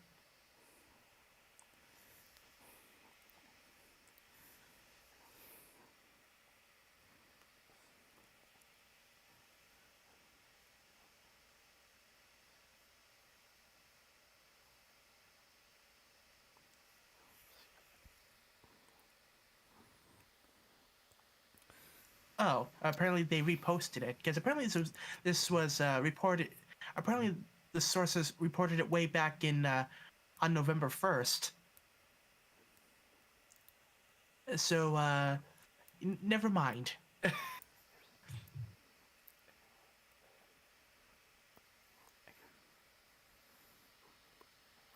uh, For a while, the Chris Pratt casting thing was a meme for a while. ah, Can't remember how far back, but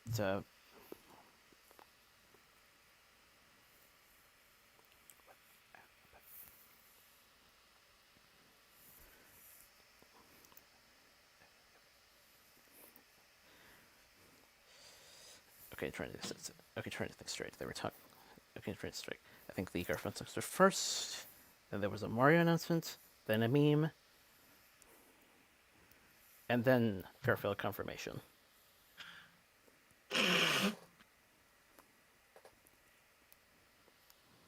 hmm.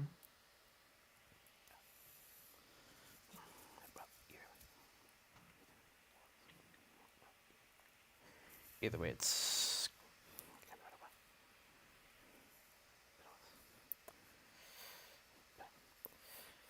been a while since that talk came about. Yeah.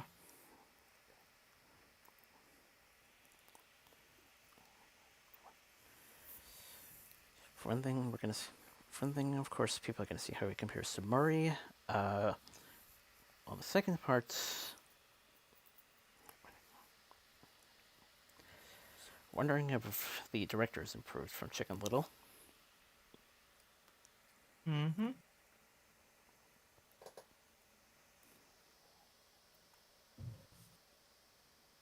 Ah, yes, Chicken Little. That movie, that is a thing that happened.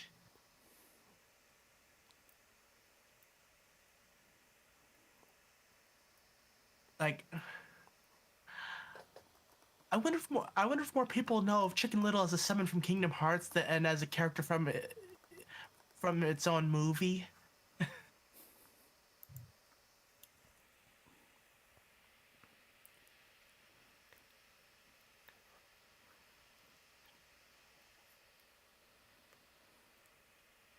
Oh, and speaking of Kingdom Hearts, yeah, the trailer dropped for Kingdom Hearts 4, as well as some mobile games. Like, that's a thing that happened. I honestly wasn't expecting it. Apparently, there was like a Kingdom Hearts 20th anniversary thing that happened. Like the Dark Road mobile games wrapping up. And like, I think one or two other mobile games are gonna be a thing.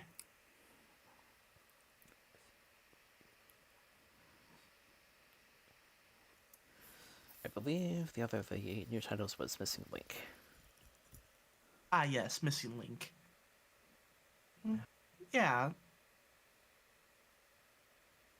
Hopefully this game, well, hopefully Kingdom Hearts 4 won't take, like, 10 years to make, since supposedly they're working on the same engine as the last game.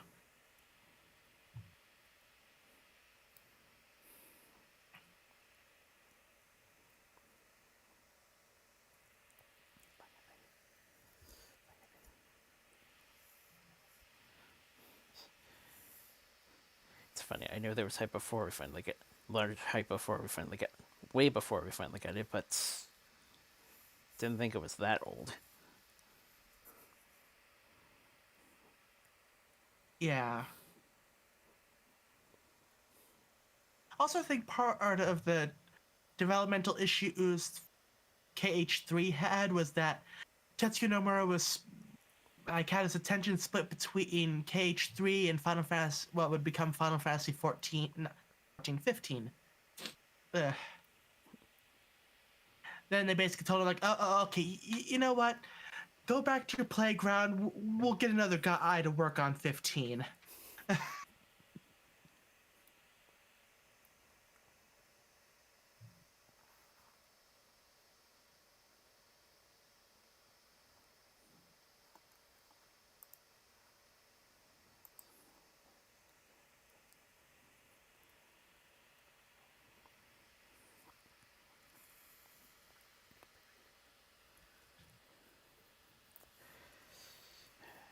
Going back to Little. Conversely, a Canadian animation buff that I've been following for years now, apparently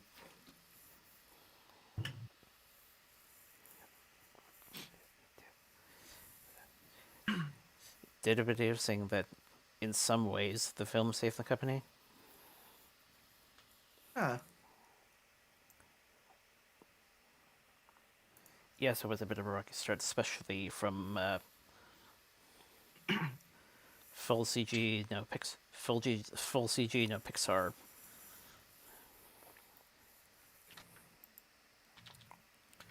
Thing, but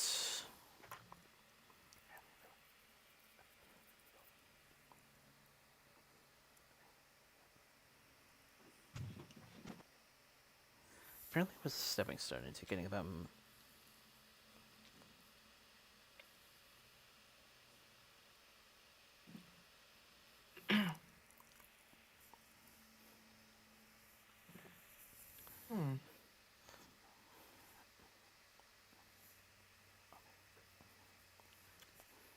So, apparently Back Mark Wahlberg has said, oh, yeah.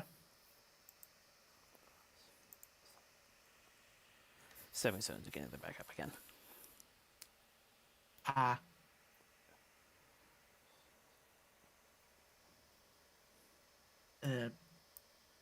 Apparently Mark Wahlberg has said that he'll leave Hollywood sooner rather than later, probably. The only appropriate reaction to that is, what? No!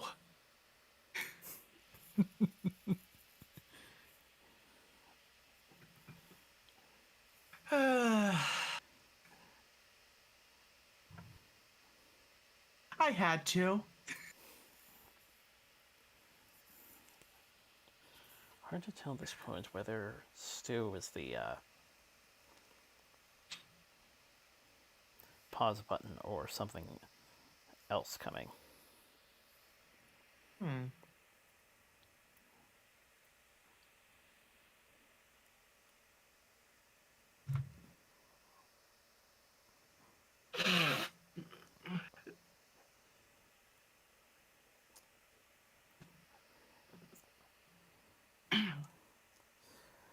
Well, Daisy Ridley has returned to Instagram. Instagram. Just over half a decade. Just over half a decade from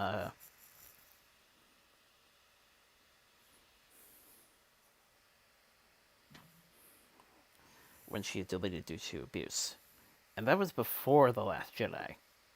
Apparently, Oof. Wow.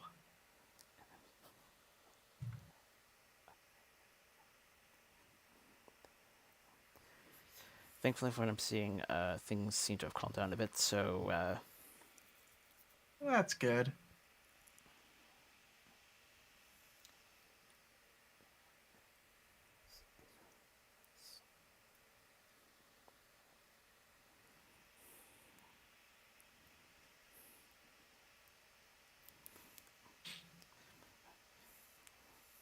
here's to hoping they keep in So, mind it's not the actor's fault. yeah. None of the actors are to blame. It's the people who wrote the scripts.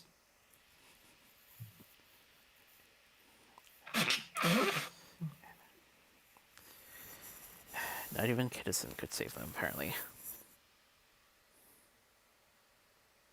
Yeah. So, as part of Jake Gyllenhaal's SNL opening monologue, his second time hosting since 2007 for Brokeback Mountain, he had this to say. You know how long ago that was? That was like 400 Marvel movies ago. Uh, Definitely feels that way.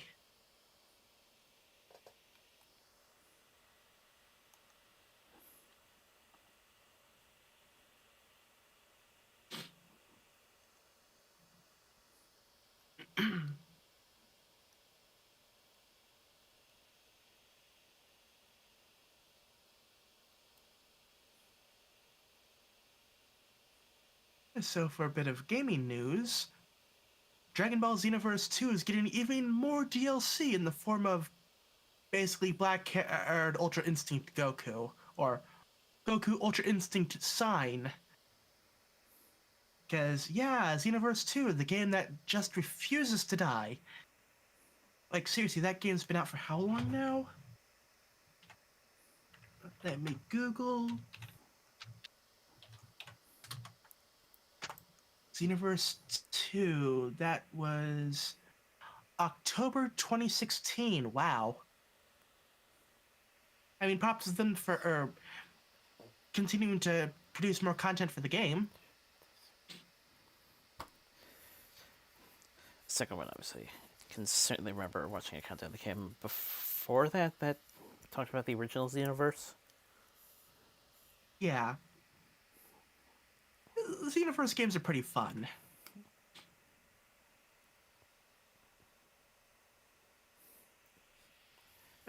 Dragon Quest Precure and Digimon have aired their first new episode since the Toei hack, or they will be premiering the.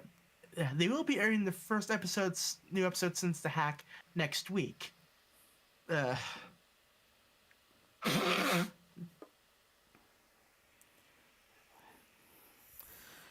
Well, good to see they've recovered. yeah. Attack on Titan, the final season, part 3, will be airing in 2023. Cool.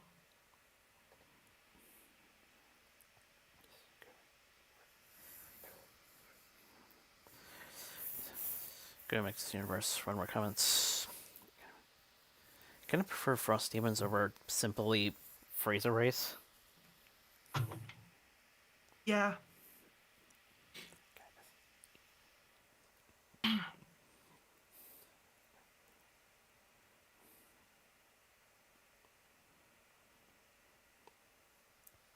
So, apparently, Grand Theft Auto 6 will take place in multiple cities. Interesting.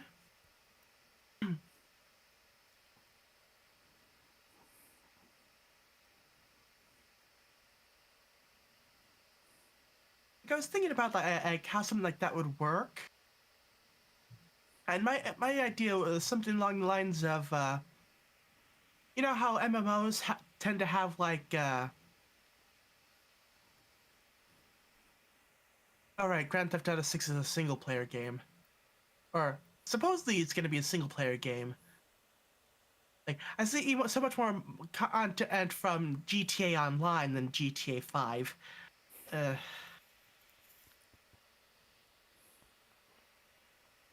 but if they tried to make like a proper multi-city GTA thing, I was thinking like you could probably do like like how MMOs have like different servers. You could have like different city servers and have like each set of servers have like their own server chunk. You know? So like server chunk A will have this city server, this city server, this city server, and so on. And you have multiple chunks, or like server chunks that are separate from each other, just so like the server's not overcrowded or something. Yeah, like I said, like oh right, GT is typically a single player game. See, this is what bad sinus day is due to your brain.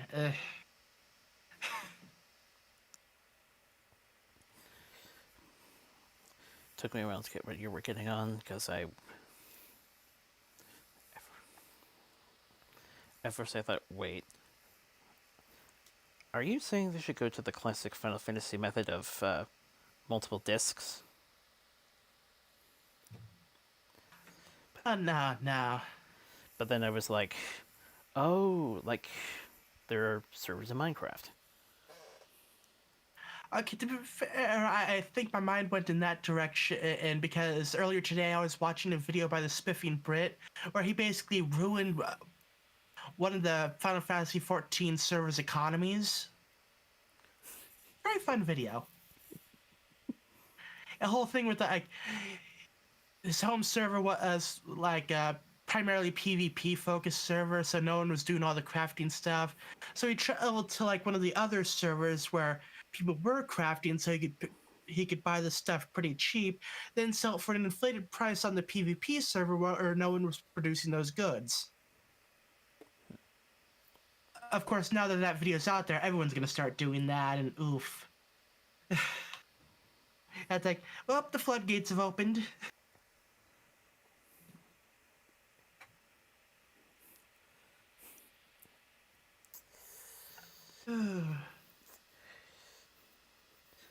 Going slightly off topic, but I'm pretty sure everyone was waiting for this. The latest website with multiple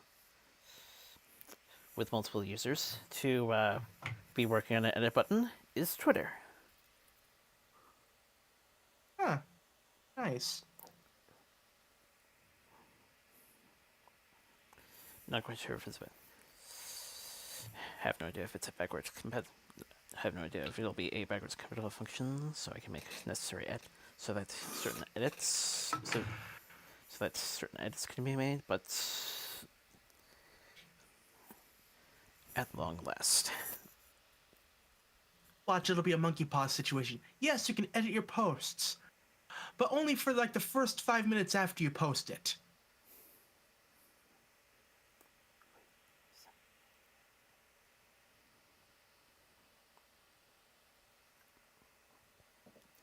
It's like, hey, you can edit as long as you're quick about it. Yeah, some sites do that, but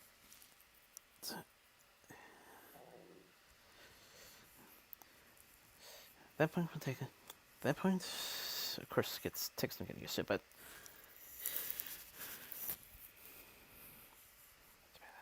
it's better than just posting it as is and realizing you notice typos or grammar errors or things like that. Yep. Oh, but if we have an edit button, then we'll never get any more kofefe.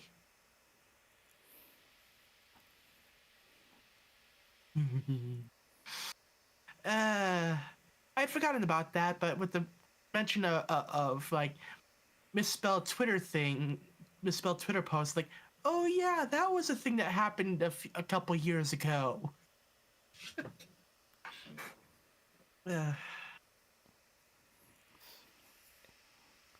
Good bad times.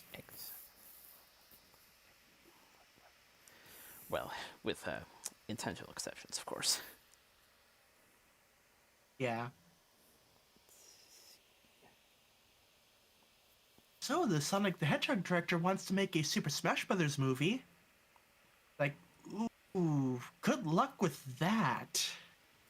It's a miracle that they managed to make the games as is with all like the different company, like different character rights and everything, and all the different companies involved. Like,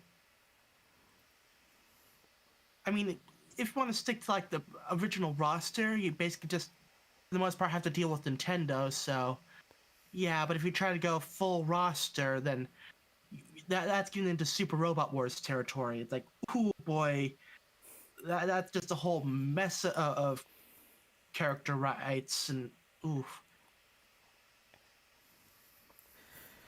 I personally think they have a better chance because I can remember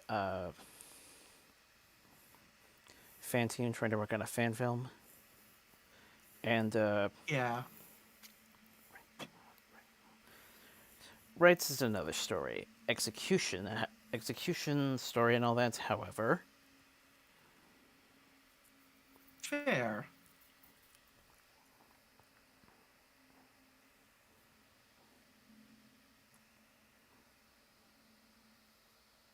Wait. Going by what I remember of like the basic plot of the first game, isn't Super Smash Brothers just basically Toy Story?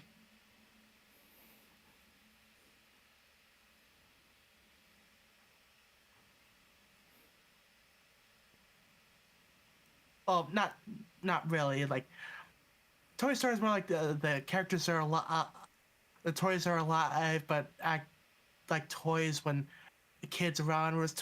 Whereas Smash Brothers, I think it's more of a child's imagination kind of thing. So never mind. Again, like I said, brain's kind of funky today. Uh, so yeah, never mind about that. Ugh. actually, you were technically onto something. Because remember how Andy usually does say his own adventures, kind of thing. Yeah. So it's that part at least.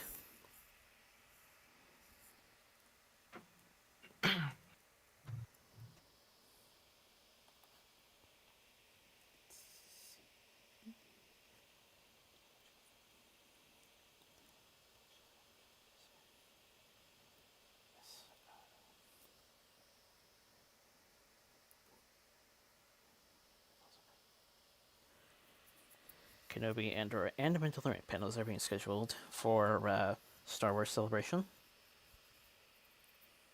Mm-hmm.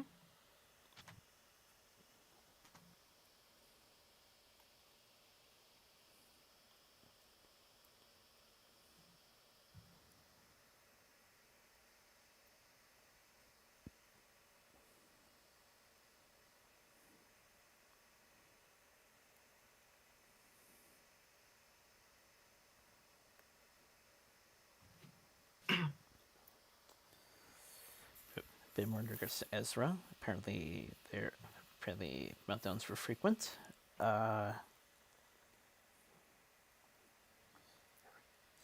Never yelled, nor had violent outbursts. Still described as losing it.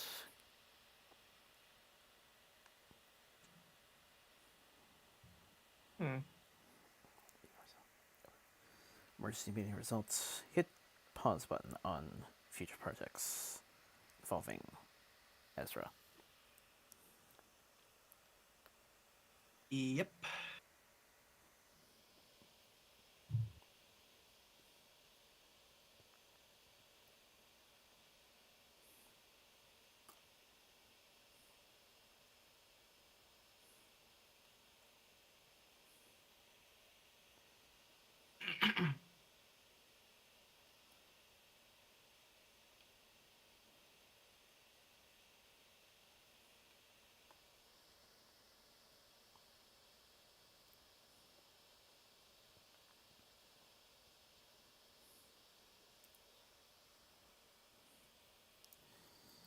Bassett cast alongside Millie Bobby Brown in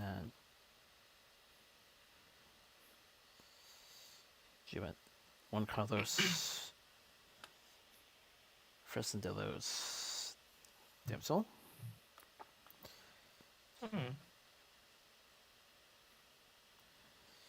Princess discovers she'll be sacrificed to the kingdom's cave dragon after being married to Prince Charming.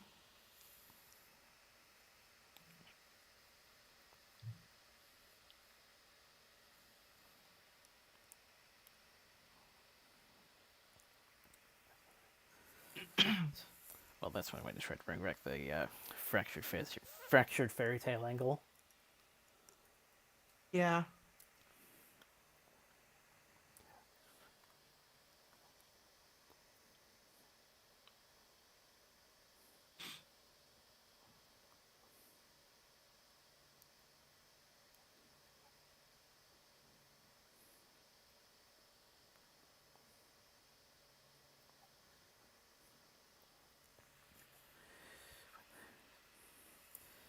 Well, Smith's still keeping his word, but won't be seeing him at Oscar or Academy events for at least a decade. Yep.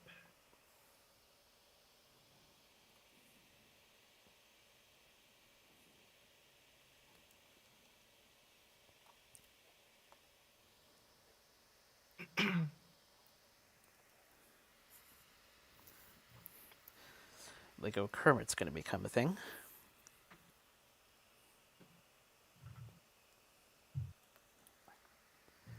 My question now is it eventually going to be all the Muppets or just the most familiar ones?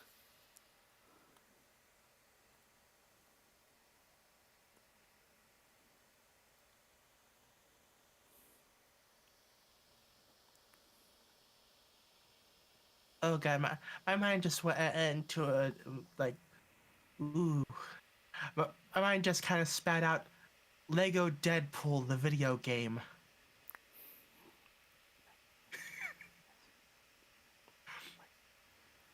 That would be a weird game.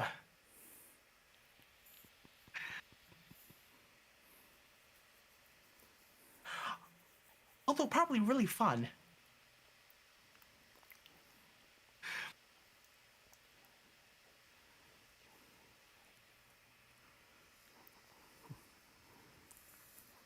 My mind goes weird places sometimes.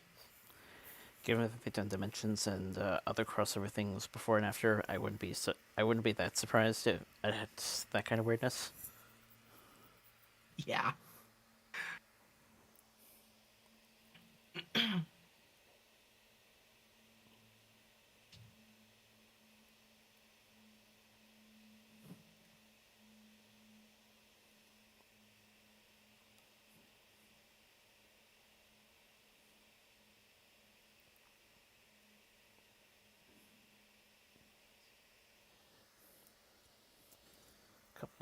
Couple of things following Pixar.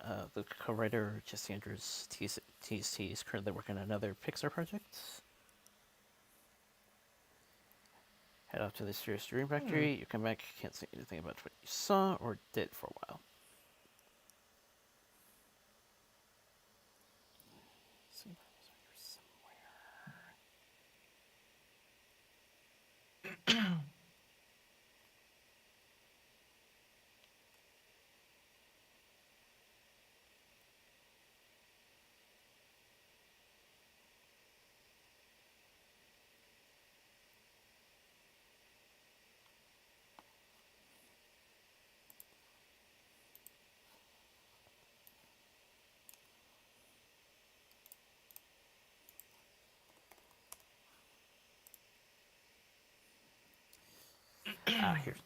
Here's the other one.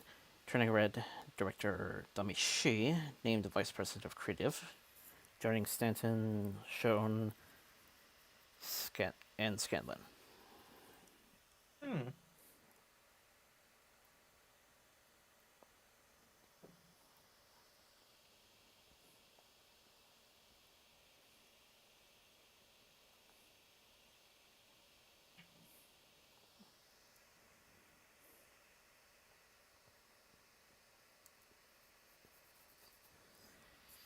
list of directors that Cage would like to work with: Christopher Nolan, Ari Aster, Robert Eggers, Spike Lee.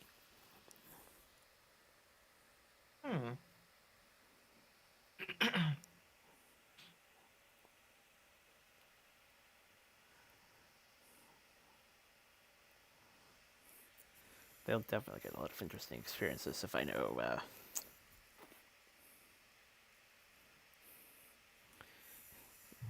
Cage. Yeah.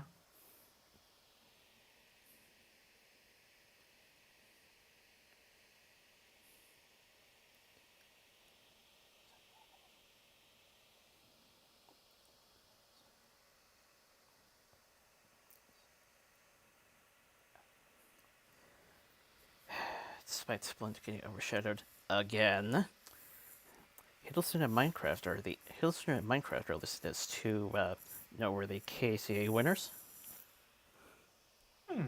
Nice.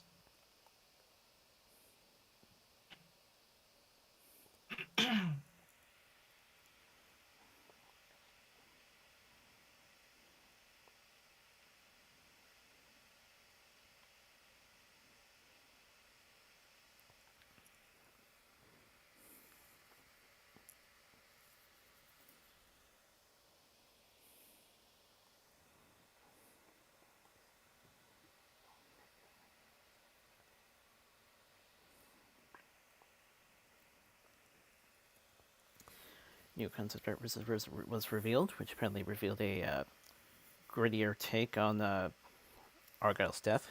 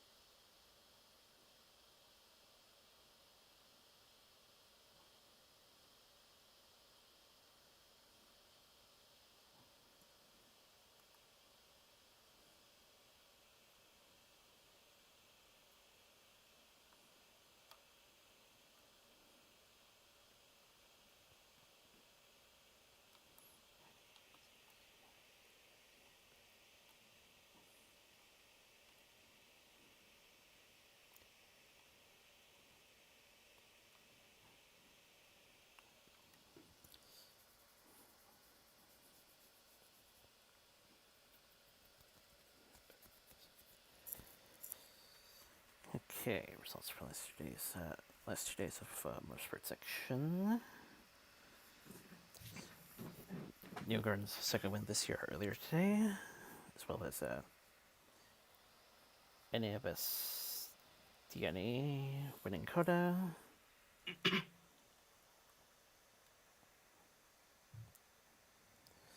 Musquin, Sixton, and Tomek winning St. Louis.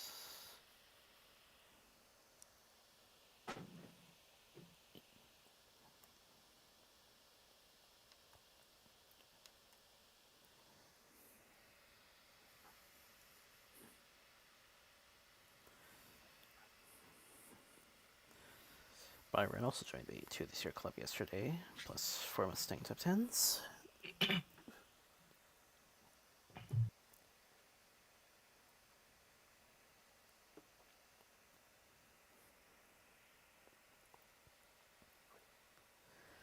.4079 Pendennis Castle was properly relaunched.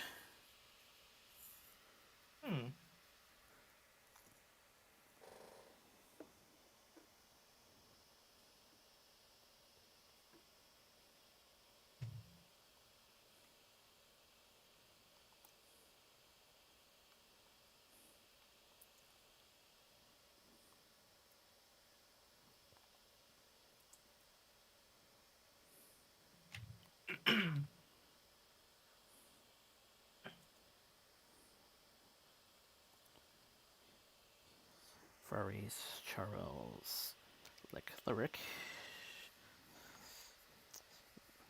won the Australian Grand Prix.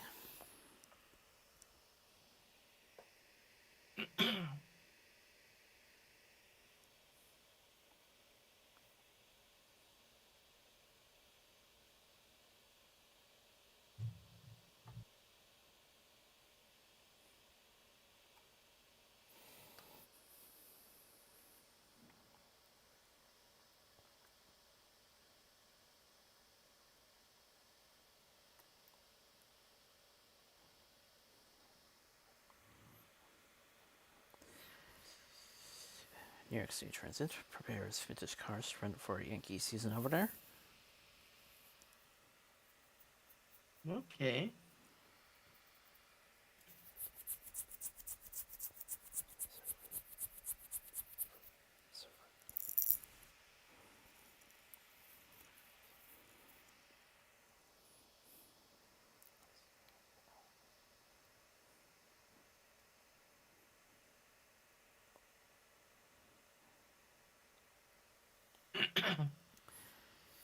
Slightly similar notes. Brightline Air Survivor. I can confirm there were Brightline Survivors, including sets purchased by New York Transit Museum. Hmm.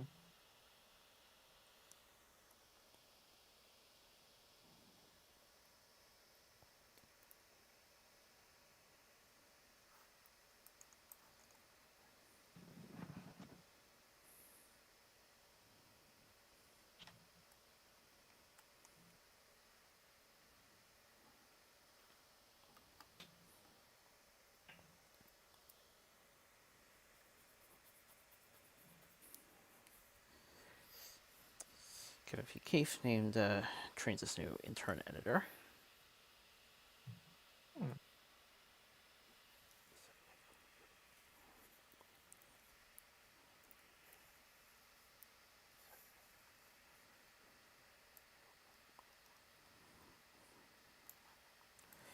got a bit of history, though I am still going to be keeping a close eye, making sure his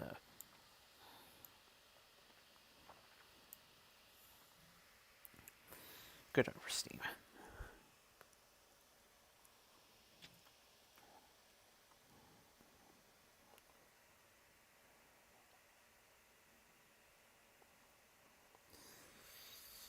$21.02 also did some test runs over the week.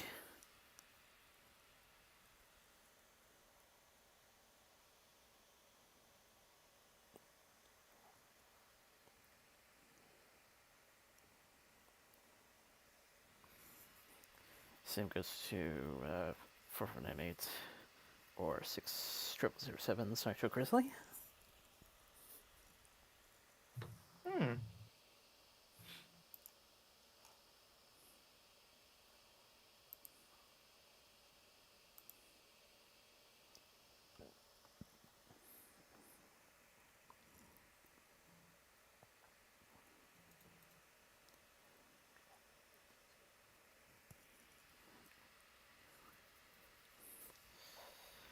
And finally, our condolences go out to the friends and family of Chris Monk, Spy Who Loves Me, Ray Allen, League of Their Own Sopranos, Tony Winner 71, Nehemiah Persoff, An American Tale, Bobby Rydell, Bye Bye Birdie,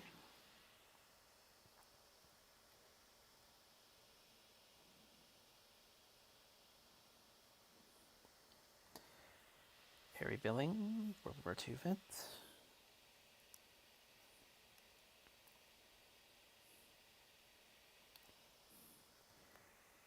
Eric Bellert, Rolling Stone Billboard,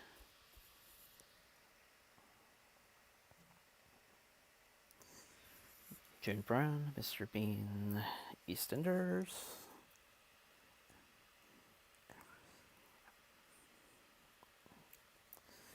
and of course the ever-mounting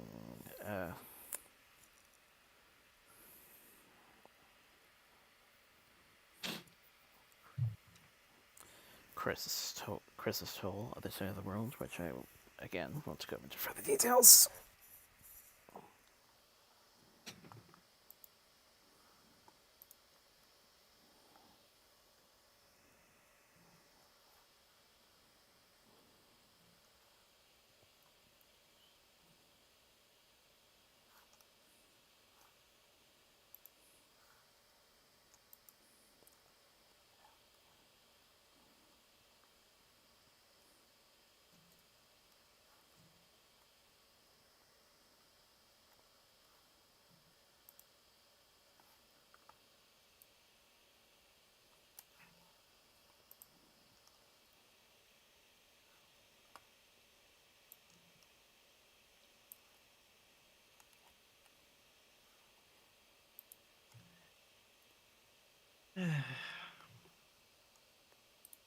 So I've been following, not so much following, but like occasionally keeping an eye on the Everfree Northwest page, and I'm beginning to think that they aren't gonna be that they're not gonna have any VIP guests, like show-related VIP guests this year, because typically they would have, had some form of announcement by now, and the whole like where yada yada, when yada yada, guests, you and all your friends. It's like, huh.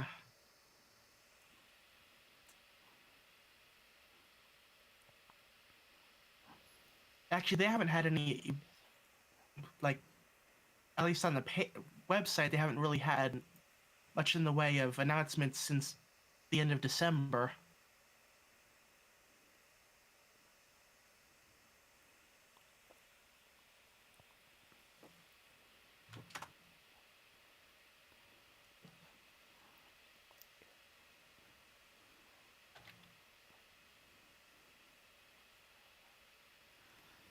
It's a bit funny. Even at this point in time, they're usually even at this point in time, they're a bit unpredictable with the announcements.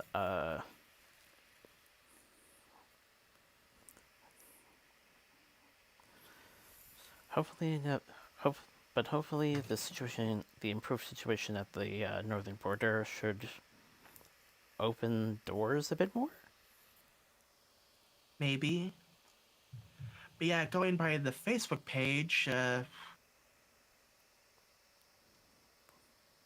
talking stuff about hotel room nights being critically low, like the amount of hotel rooms being critically low, reminders to submit vendor applications.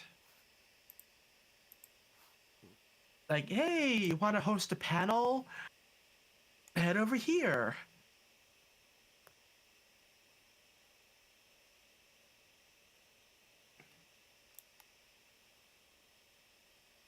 And it's like, back in March, like, yes, we need some guest relation, like green room staff for working with VIPs. Like, what VIPs? You literally haven't announced anyone.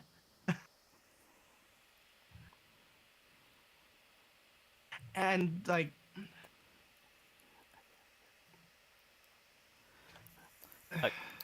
Again, they're most likely keeping an eye on the border. Plus,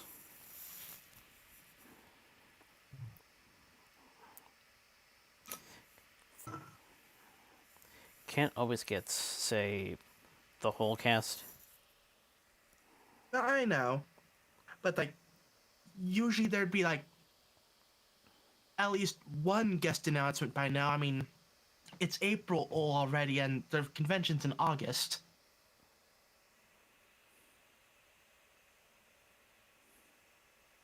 Like 4 months away. Like, yeah, that seems like a long time, but for convention news, that's cutting it kind of close.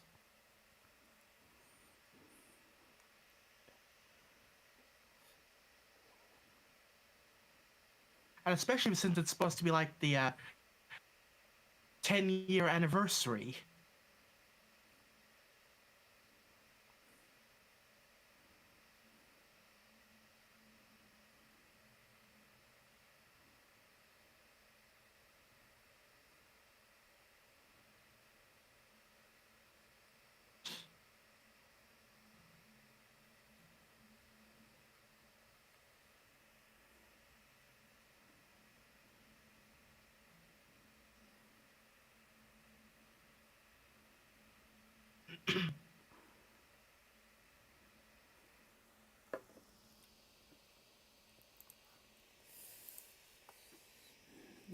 Check something real quick.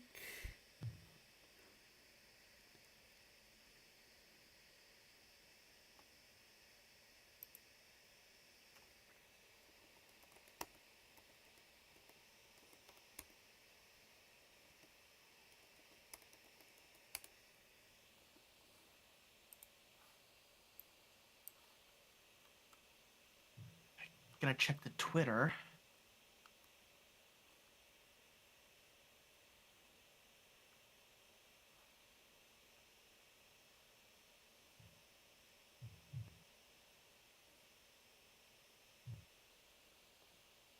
Yeah, it looks like just the same stuff that that the Facebook page has.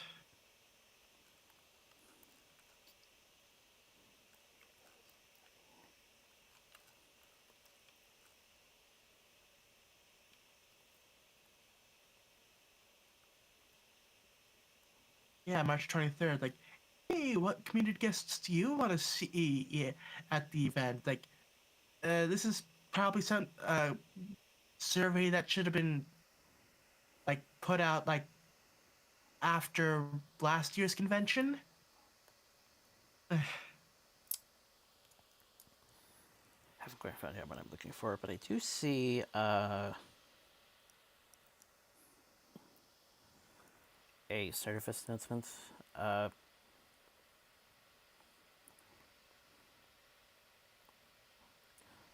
Almost a month before the convention happens. Hmm.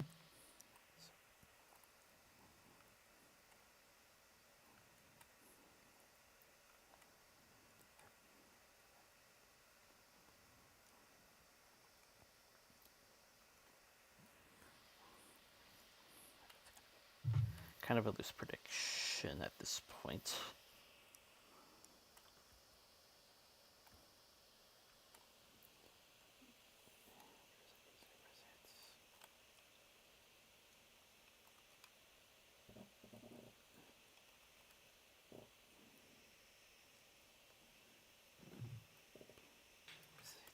But yeah, like I'll continue keeping an eye on that, and we'll see how that turns out. Maybe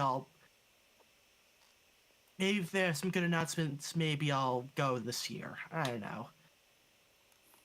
If the schedule allows.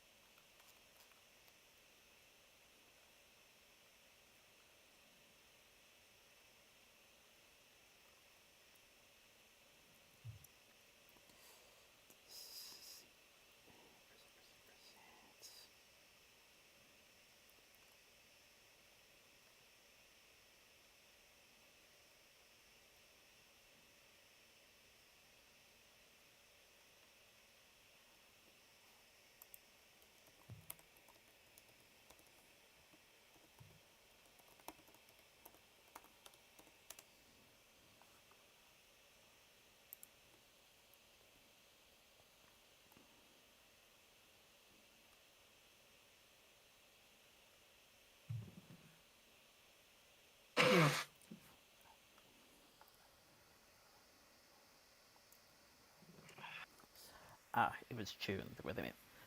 It was June where they made the announcement that enticed me to attend last year. Late June. Wow, that's really cutting it close.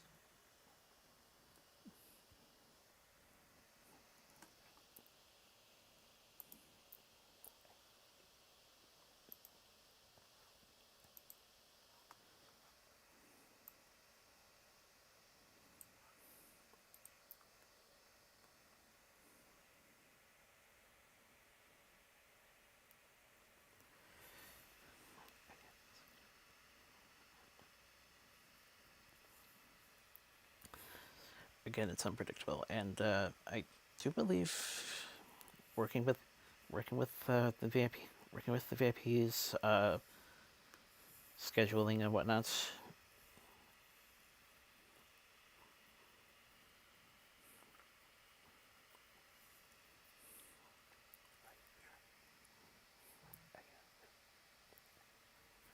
Again, they got to be as comfortable, otherwise. Yeah. Don't want Vegas to happen again. Mm-hmm.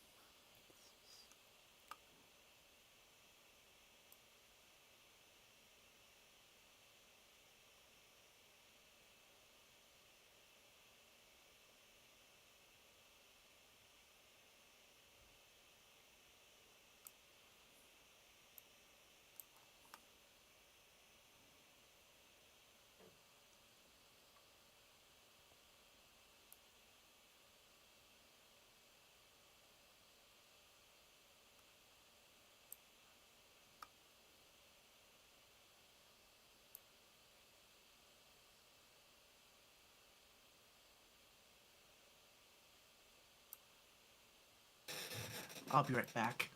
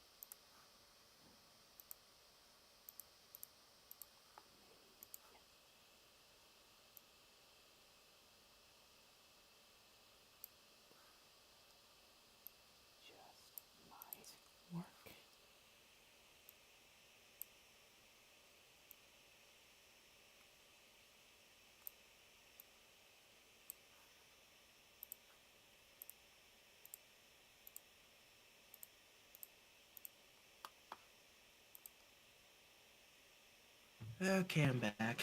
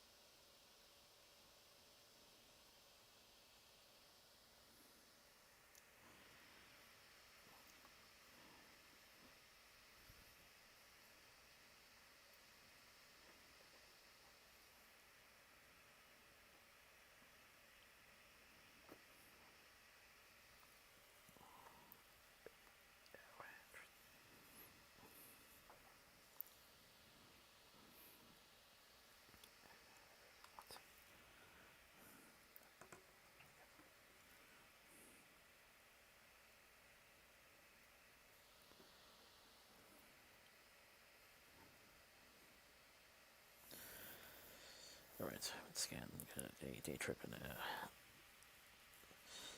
movie to look forward to, in addition to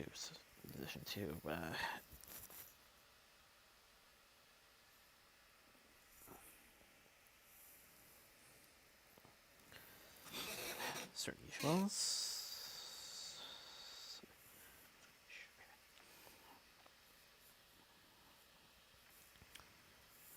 Should be back to normal around time. Should be back to normal by Saturday. Mm-hmm.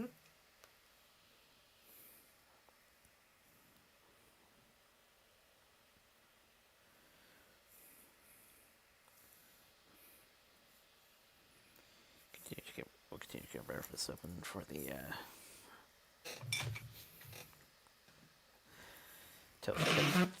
tell your tale episodes. Mix them in with how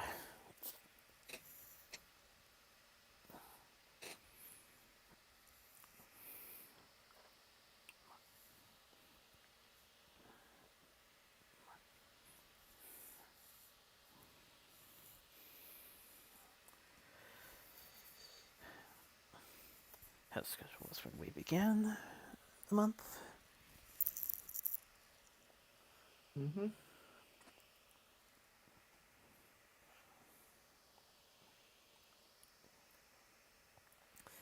Until which